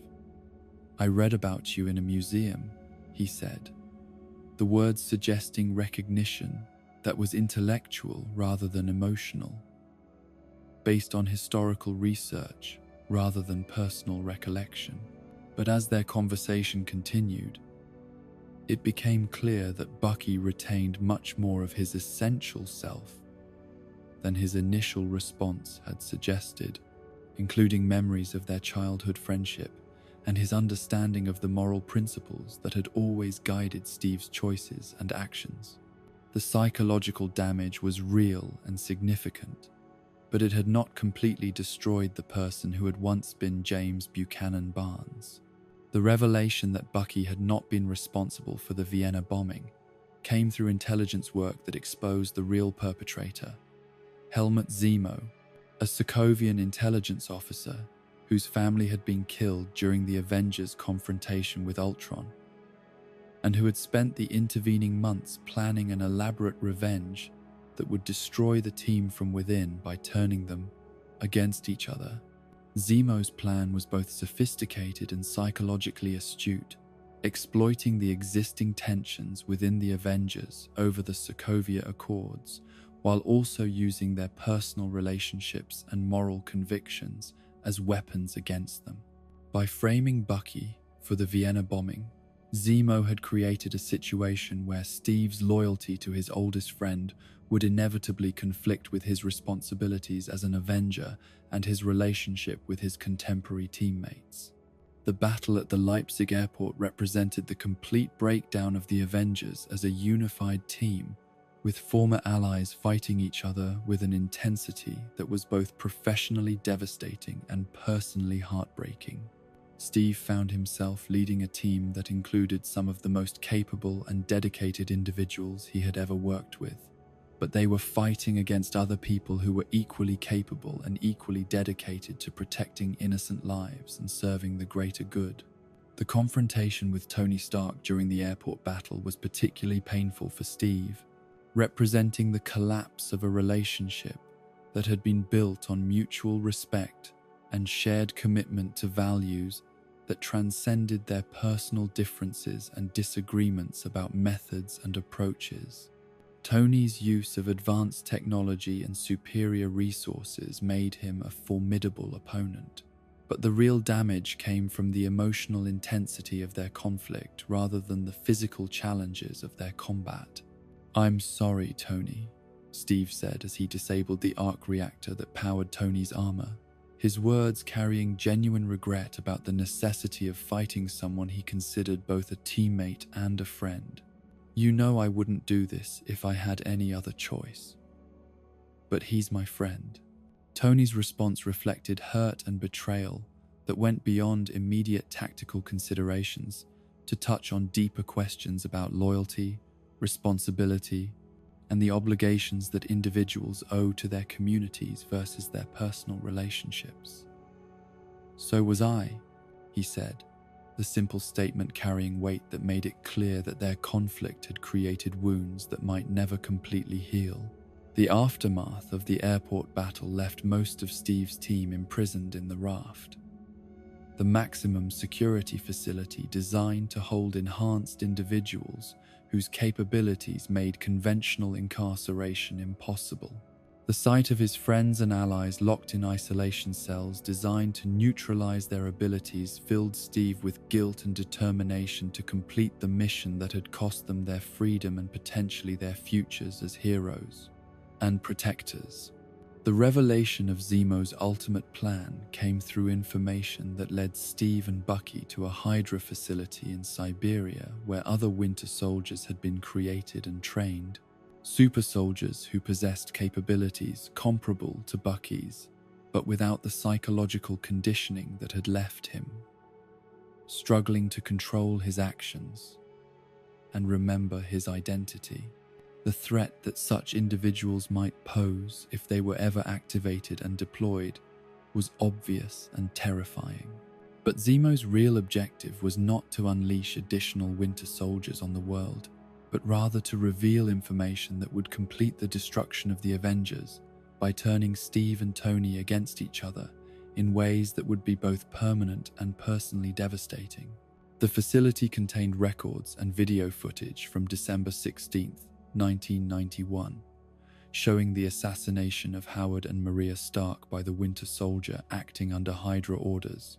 The revelation that Bucky had killed Tony's parents while under mind control created a moral and emotional crisis that was impossible to resolve through rational discussion or appeals to broader principles and objectives. Tony's grief and rage were immediate and overwhelming, focused not just on Bucky as the person who had actually committed the murders, but also on Steve, for apparently having known about Bucky's involvement and choosing not to reveal that information. "Did you know?" Tony asked, his voice carrying the intensity of someone whose entire understanding of his personal history and family legacy was being challenged and potentially destroyed by information that he had never been given the opportunity to process or understand. Steve's acknowledgement that he had suspected Bucky's involvement in the Stark murders represented both honesty and a tactical mistake that made peaceful resolution of their conflict impossible. His attempts to explain the complexity of the situation and the moral considerations that had influenced his decision to protect Bucky were overwhelmed by Tony's emotional response to learning that his parents' deaths had been deliberately caused by someone Steve considered a friend and brother.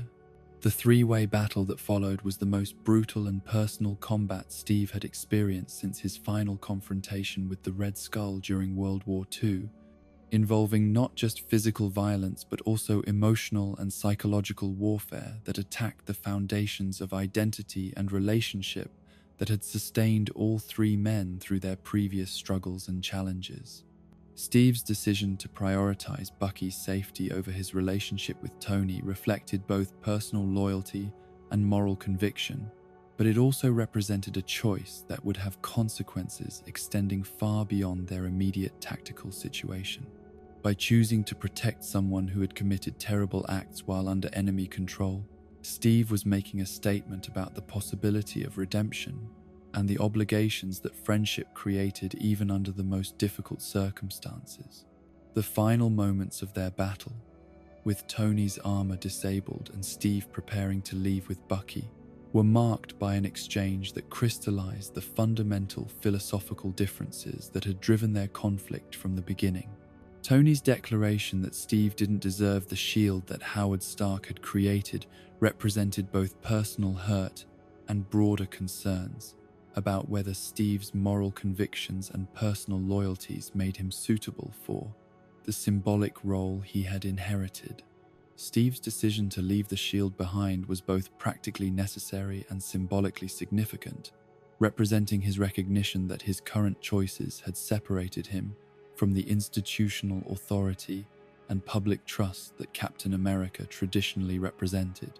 The shield remained a symbol of American ideals and democratic values, but Steve Rogers could no longer claim to represent those ideals in ways that commanded universal support and recognition. The rescue of his imprisoned teammates from the raft demonstrated both Steve's continued commitment to the people who had chosen to support him and his tactical capabilities when operating without official authority or institutional support. The mission required careful planning and precise execution to avoid casualties among both the guards and the prisoners, reflecting his understanding that even enemies deserved protection from unnecessary violence and harm. The letter that Steve sent to Tony after the rescue operation represented an attempt to maintain some possibility of future cooperation and reconciliation, even though their fundamental disagreements about authority, responsibility, and loyalty seemed impossible to resolve through rational discussion or compromise. The inclusion of a secure phone number provided a means of communication that could be used if circumstances arose that required their cooperation despite their personal differences. The decision to take Bucky to Wakanda reflected both practical necessities and symbolic significance, representing Steve's faith in the possibility of healing and redemption, even for someone who had been as thoroughly damaged and manipulated as the Winter Soldier. T'Challa's willingness to provide sanctuary and treatment demonstrated the kind of wisdom and compassion that had made Wakanda a model for how advanced civilizations could use their capabilities to serve broader humanitarian objectives. The final image of Bucky entering cryogenic suspension for treatment and deprogramming was both heartbreaking and hopeful, representing the possibility that even the most systematic psychological damage could be healed given sufficient time, resources, and commitment to the principles of restoration rather than punishment. Steve's farewell to his oldest friend was both a goodbye and a promise that their relationship would survive. whatever challenges lay ahead. The aftermath of the Sokovia Accords crisis left Steve Rogers operating as a fugitive from the same governmental authorities he had once served, but also free to pursue the kind of protective activities that his moral convictions demanded, regardless of political considerations or bureaucratic approval. The Secret Avengers represented both a continuation of his service as Captain America and an evolution towards something more personal and flexible than the institutional role he had previously occupied. The division of the Avengers into opposing factions represented both tactical loss and moral complexity that would have consequences extending far beyond their immediate circumstances. Steve's team operated in the shadows, addressing threats that official channels couldn't or wouldn't handle, while Tony's faction worked within governmental frameworks to provide oversight and accountability that satisfied political demands for enhanced individual regulation. The philosophical questions raised by their conflict about individual conscience versus collective authority, about personal loyalty versus institutional obligation, about the possibility of redemption for those who had committed terrible acts, remained unresolved and would continue to influence their choices and relationships as they faced new challenges that required both individual courage and cooperative action. The skinny kid from Brooklyn had become a man who was willing to sacrifice official recognition and institutional support in order to remain true to the moral principles that had always guided his choices. But he had also learned that even the most well-intentioned decisions could have consequences that extended far beyond their immediate objectives and could create new challenges that were as difficult as the problems they were designed to solve. The years that followed the fracturing of the Avengers were marked by a different kind of service for Steve Rogers, one that operated in the shadows and margins of international law enforcement, while still pursuing the same fundamental mission of protecting innocent people from threats they couldn't comprehend or resist.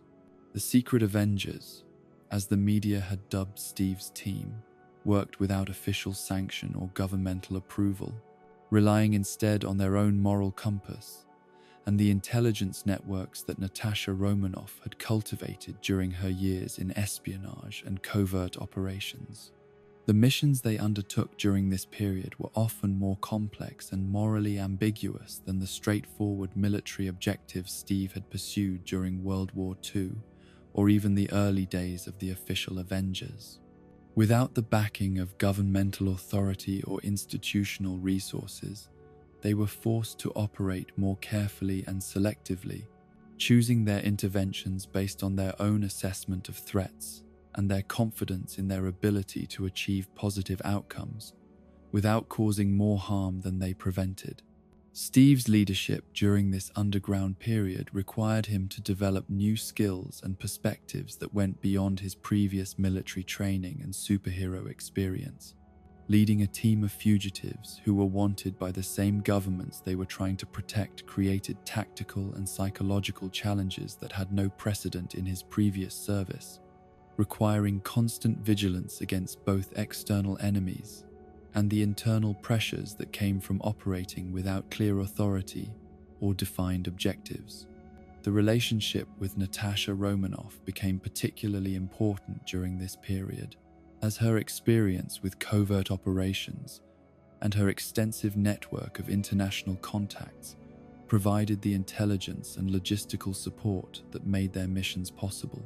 Natasha's ability to operate in multiple identities and maintain connections across the global intelligence community allowed the Secret Avengers to stay informed about emerging threats while avoiding the surveillance and pursuit efforts of agencies that considered them dangerous. Vigilantes. "We're not exactly the popular kids anymore," Natasha observed during one of their planning sessions, her tone carrying the kind of wry humor that had helped them maintain morale during the most difficult periods of their exile from official service. But sometimes the most important work gets done by people who don't care about being popular. The missions that took them across the globe during these years of underground operation revealed the extent to which enhanced individuals and advanced technology had created new categories of threats that conventional law enforcement and military forces were poorly equipped to handle. Weapons, trafficking networks that dealt in alien technology salvaged from the Chitauri invasion, criminal organizations that exploited enhanced individuals for illegal activities, and terrorist groups that sought to acquire or develop their own super soldier capabilities all represented challenges that required the kind of specialized response that only the secret Avengers could provide. One particularly significant operation took them to Eastern Europe, where intelligence indicated that remnants of Hydra were attempting to rebuild their organization using resources and personnel that had escaped the purges that followed their exposure within SHIELD. The facility they discovered was smaller and more carefully concealed than the massive installations Hydra had operated during World War II, but it contained evidence of research and development activities that suggested the organization was adapting to contemporary circumstances while maintaining their fundamental objectives of power and control.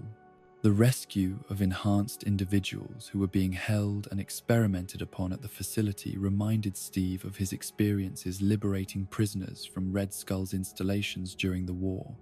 But the psychological and physical damage inflicted by modern techniques was in some ways more sophisticated and harder to reverse than the crude methods that had been available in the 1940s. The victims they freed required extensive medical and psychological treatment that the secret Avengers could provide only through unofficial channels and underground networks.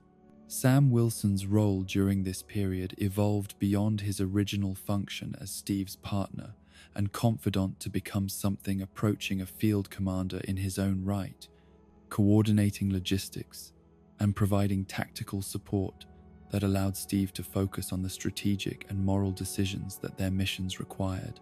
Sam's military background and his experience with contemporary warfare gave him insights into modern conflict that complemented Steve's historical perspective and enhanced capabilities. The development of Sam's abilities as a combatant and leader during their underground operations demonstrated the same kind of growth and adaptation that Steve had observed in all his best teammates throughout his career. Sam's natural intelligence and moral character provided a foundation for skills that could be developed through experience and training, while his loyalty and dedication to their shared mission ensured that he would continue to improve and contribute regardless of the challenges they faced. The intelligence reports that reached them during the spring of 2018 carried warnings of a threat unlike anything they had encountered since the Chitauri invasion of New York, but on a scale that dwarfed even that unprecedented attack on Earth's security and survival. An entity called Thanos was apparently gathering artifacts of cosmic power with the intention of using them to eliminate half of all living beings throughout the universe. A goal so ambitious and destructive that it seemed to belong more in mythology than in any realistic assessment of contemporary threats. The Infinity Stones, as the cosmic artifacts were known, represented forces and energies that were barely comprehensible even to enhanced individuals and advanced scientists who had experience with alien technology and interdimensional phenomena. The reports suggested that Thanos had already acquired some of these artifacts and was systematically pursuing the others with resources and capabilities that made him potentially unstoppable through conventional resistance or deterrence. The attack on Vision in Edinburgh provided Steve and his team with their first direct encounter with Thanos' forces and their first clear understanding of the magnitude of the threat facing not just Earth, but the entire universe.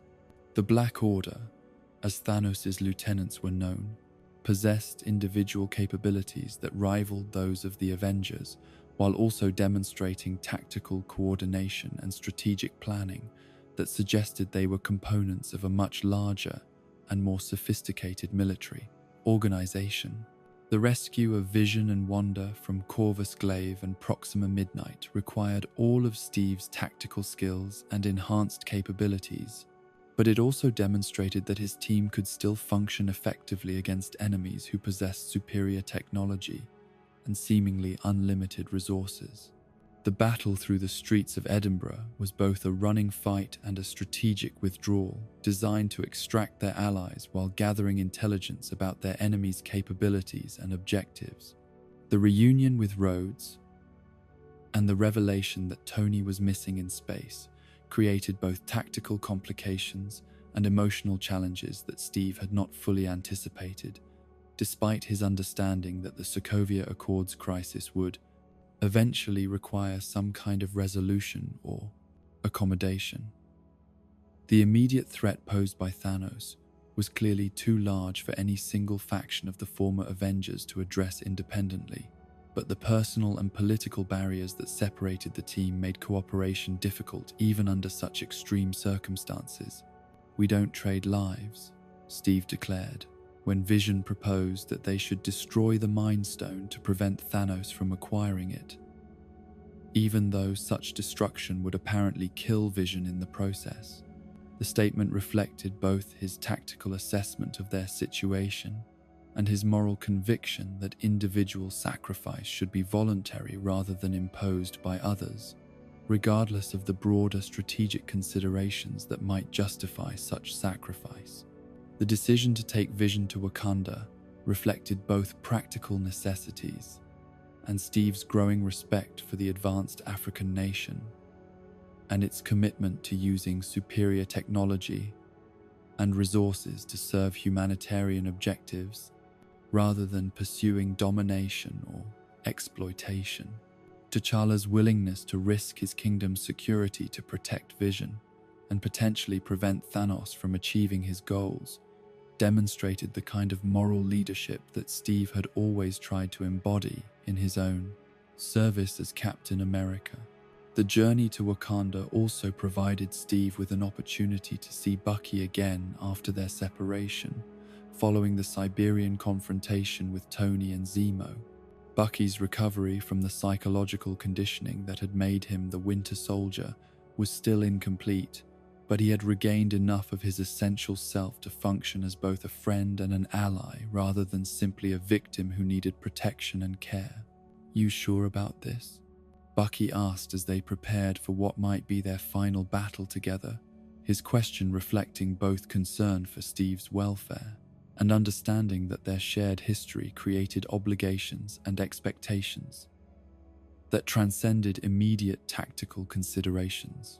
Steve's response carried both confidence in their chances and acceptance of the risks they were facing together. "I couldn't be more sure," he said, the words reflecting not just his assessment of their military situation, but also his gratitude for the opportunity to fight alongside his oldest friend after so many years of separation and uncertainty about whether their relationship could survive the damage that had been inflicted by their enemies. The arrival of Thanos' army in Wakanda marked the beginning of the largest and most desperate battle that Steve had ever participated in, involving not just the secret Avengers and their Wakandan allies, but also cosmic forces and interdimensional entities whose capabilities far exceeded anything he had encountered during his previous military service. The scale of the conflict was both literally and figuratively universal, with consequences that would affect every living being in existence if they failed to prevent Thanos from completing his collection of Infinity Stones. The tactical challenges presented by the Outriders and other alien forces that comprised Thanos' invasion army required Steve to adapt his combat methods and leadership approach to circumstances that bore little resemblance to any previous battle experience. The enemies they faced were numerous beyond counting and possessed capabilities that made conventional military tactics largely ineffective, forcing Steve to rely on improvisation and the unique abilities of his allies to create opportunities for strategic action. The moment when the barriers protecting Wakanda were opened to allow controlled engagement with the invading forces represented both tactical necessity and symbolic significance, demonstrating T'Challa's willingness to risk everything his nation had built and achieved in order to protect not just Earth but the entire universe from Thanos' apocalyptic vision of cosmic balance through mass extinction. "Wakanda forever!" T'Challa shouted as he led the charge against impossible odds, his words carrying both patriotic pride in his nation's achievements and determination to defend the principles and values that had made Wakanda a beacon of hope and progress in a world often dominated by conflict and exploitation. Steve's role in the battle was both tactical and inspirational, using his enhanced capabilities and military experience to coordinate defensive actions while also serving as a symbol of resistance and determination that helped maintain morale among allies who were facing threats beyond their previous experience or training. His ability to continue fighting effectively, despite being vastly outnumbered and outgunned, provided crucial leadership during moments when defeat seemed inevitable. The arrival of additional allies during the battle, including Thor with his new weapon Stormbreaker and other reinforcements who had been gathered from across the galaxy, provided both tactical advantages and emotional relief that helped sustain their resistance against overwhelming odds. Each new ally brought unique capabilities and perspectives that enhanced their collective ability to respond to challenges that no individual or single group could handle independently. But it was the personal confrontation between Steve and Thanos that provided the most dramatic and emotionally significant moment of the entire battle, as Steve used his enhanced strength and unbreakable determination to briefly halt the advance of an enemy whose power was literally cosmic in scope and whose will had already proven unstoppable against opponents with far greater individual capabilities than any Earth-based hero possessed. The image of Steve Rogers holding back the hand of Thanos, even briefly, represented both the pinnacle of human determination and the fundamental inadequacy of even enhanced human capabilities when confronted with forces that operated on universal scales. Steve's ability to surprise and momentarily delay Thanos demonstrated that courage and moral conviction could achieve the impossible, but it also highlighted the vast gulf between human aspirations and cosmic realities. The completion of the Infinity Gauntlet and Thanos' use of its power to eliminate half of all living beings in the universe created a moment of defeat and devastation that was unlike anything Steve had experienced during his entire career as a soldier and hero. The snap, as it came to be known, represented both the failure of everything they had fought to prevent and the beginning of consequences that would reshape the universe in ways that no one could fully comprehend or predict. Steve's horror as he watched Sam Wilson dissolve into dust was both personal and universal, representing not just the loss of a close friend and trusted ally, but also the reality that billions of other people were experiencing similar losses at exactly the same moment. The arbitrary nature of the selection process meant that survival was determined by chance rather than merit, virtue, or any other characteristic that might provide meaning or comfort to those who remained. "On your left," Steve whispered as Sam disappeared, the phrase that had become a symbol of their friendship, now serving as a final farewell to someone whose loyalty and courage had helped sustain Steve through some of the most difficult periods of his service as both Captain America and leader of the Secret Avengers. The aftermath of the snap left the surviving heroes dealing with grief and guilt that was both personal and cosmic in scope as they struggled to understand how they had failed so completely, despite their best efforts and greatest sacrifices. Steve's leadership during this period required him to find ways to maintain hope and purpose among people who had witnessed the apparent triumph of evil on a scale that seemed to make all their previous victories meaningless and insignificant. The 5 years that followed the snap were marked by a different kind of service for Steve, one that focused on helping survivors cope with losses that were both universal and intensely personal. The support groups that he organized and led provided forums for people to share their grief and begin the long process of healing from trauma that had affected every person on Earth and throughout the galaxy. I went under the ice in 1945, right after I met the love of my life. Steve shared during one of these sessions his willingness to be vulnerable about his own losses, providing a model for others who were struggling with grief that seemed too large to process or survive. Woke up 70 years later, and she had lived her entire life, had a family. I lost everything. We all did. But we're here, and we're still fighting. That's what matters. The work of rebuilding civilization and helping communities adapt to the reality of a universe where half of all people had simply vanished required different skills and perspectives than those Steve had developed during his military service, but it also represented a continuation of his fundamental mission to protect and serve others regardless of the personal cost or the magnitude of the challenges involved.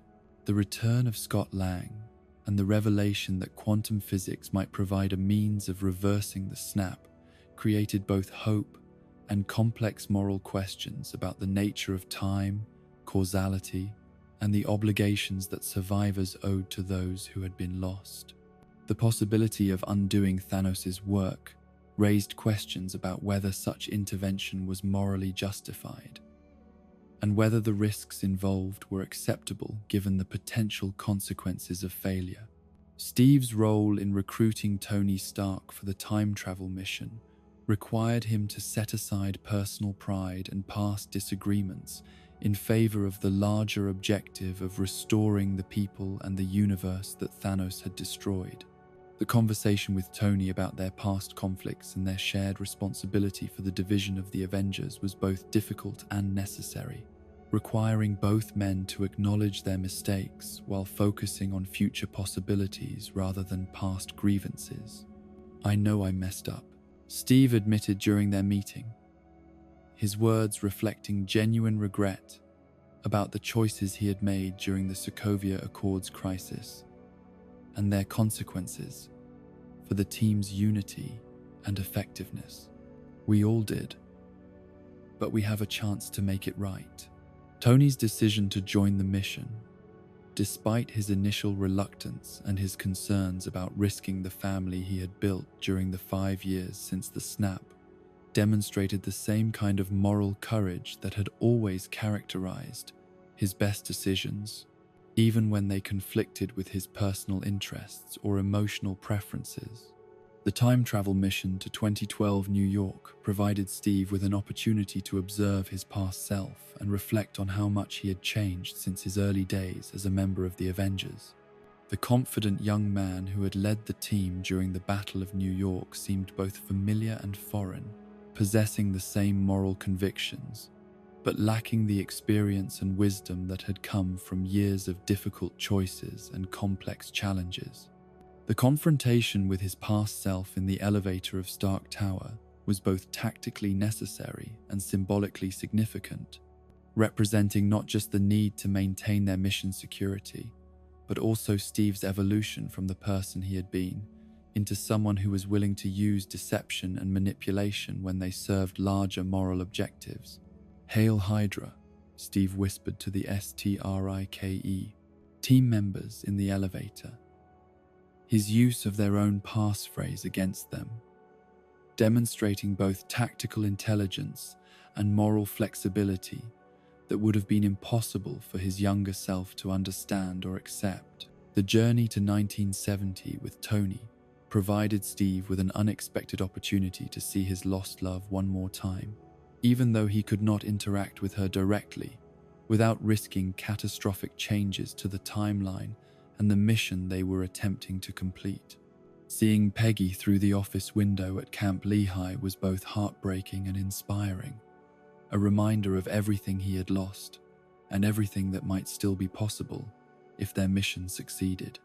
The final battle against Thanos and his army from the past represented the culmination of everything Steve had learned during his years of service as both Captain America and leader of the Avengers, requiring him to coordinate allies from across space and time in defense of principles and values that transcended any single world or civilization. The moment when Steve proved worthy to wield Mjolnir, Thor's enchanted hammer, provided both tactical advantages and symbolic confirmation of the moral character that had always defined his approach to leadership and service. His ability to channel the power of an Asgardian weapon while maintaining his essential humanity demonstrated that worthiness was not about perfection, but about dedication to something larger than personal interest or individual achievement. "I knew it," Thor said with satisfaction as Steve wielded both his shield and Mjolnir against Thanos. The comment reflecting not just Thor's understanding of Steve's character, but also his recognition that true worthiness was rare and precious regardless of the species or world from which it emerged. The final sacrifice that Tony made to defeat Thanos and his army created both victory and profound loss, demonstrating that even the greatest triumphs often required prices that seemed too high to pay, but which were necessary to protect everything that mattered most. Steve's grief at Tony's death was complicated by their past conflicts, but it was also pure and complete, reflecting his recognition that Tony had embodied the same fundamental commitment to protecting others that had always motivated Steve's own choices and actions. The decision to return the Infinity Stones to their proper places in the timeline provided Steve with an opportunity to correct some of the damage that their mission had potentially caused. But it also represented a choice about how to spend the rest of his own life now that his primary mission as Captain America had been completed successfully. The conversation with Sam and Bucky before his departure was both a farewell and a passing of responsibility, as Steve prepared to entrust the shield and everything it represented to someone whose character and dedication had been proven through years of loyal service and personal sacrifice. "How does it feel?" Sam asked as Steve prepared to activate the quantum tunnel that would take him back through time to return the stones to their proper locations. "Like someone else's problem," Steve replied with a smile that carried both relief and anticipation for whatever came next in his life and service. But instead of returning immediately after completing his mission, Steve made a different choice, one that reflected not selfishness or abandonment of duty, but rather a recognition that he had earned the right to pursue personal happiness after decades of service and sacrifice for causes that were larger than his individual needs and désir. The life that Steve built with Peggy in the 1940s was everything he had dreamed of during their brief wartime courtship, filled with the simple pleasures and profound satisfactions that came from sharing daily existence with someone who understood and appreciated both his public mission and his private character. Their marriage was a partnership between equals, who had chosen each other despite the obstacles and challenges that seemed to make their relationship impossible. The family that they created together provided Steve with experiences and perspectives that had been missing from his previous life, as he learned the rewards and responsibilities of parenthood, while also continuing to serve his country and his principles in ways that were less public, but no less meaningful than his previous heroic activities. The return to the present timeline as an elderly man represented both completion and transition, as Steve passed the shield to Sam Wilson, while also sharing the wisdom and perspective that had come from living a full and complete life rather than simply enduring an extended series of battles and crises. "It's yours," Steve told Sam as he handed over the shield, his words carrying not just tactical authority, but also moral confidence in Sam's ability to carry forward the values and principles that Captain America had always represented.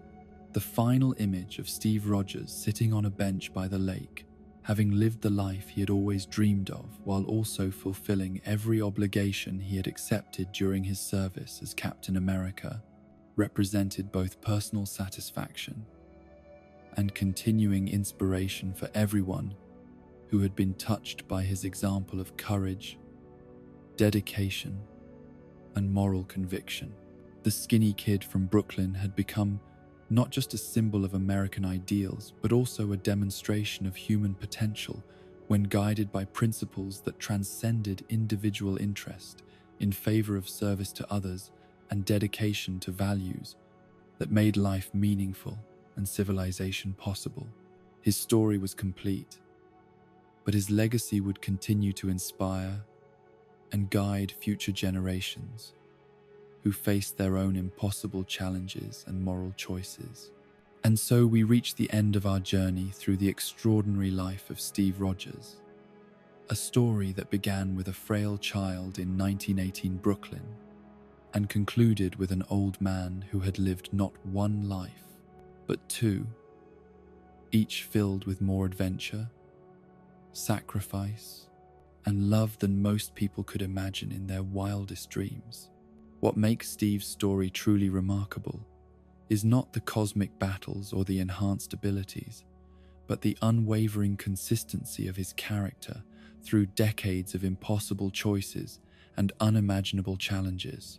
Whether he was the 95-pound asthmatic standing up to bullies in an alley, or Captain America wielding Mjolnir against the mad Titan Thanos, Steve Rogers never wavered from the fundamental principles that his mother had taught him in that small apartment so many years ago.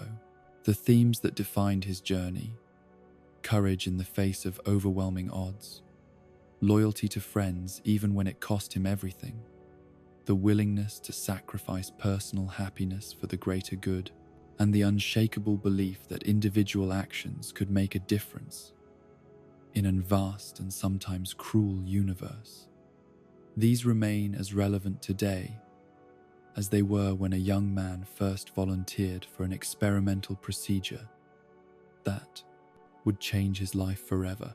Steve Rogers showed us that true strength comes not from serums or shields, but from the decision to do what's right regardless of the personal cost. His legacy lives on not in monuments or museums, but in the example he provided of what it means to be truly human in our treatment of others.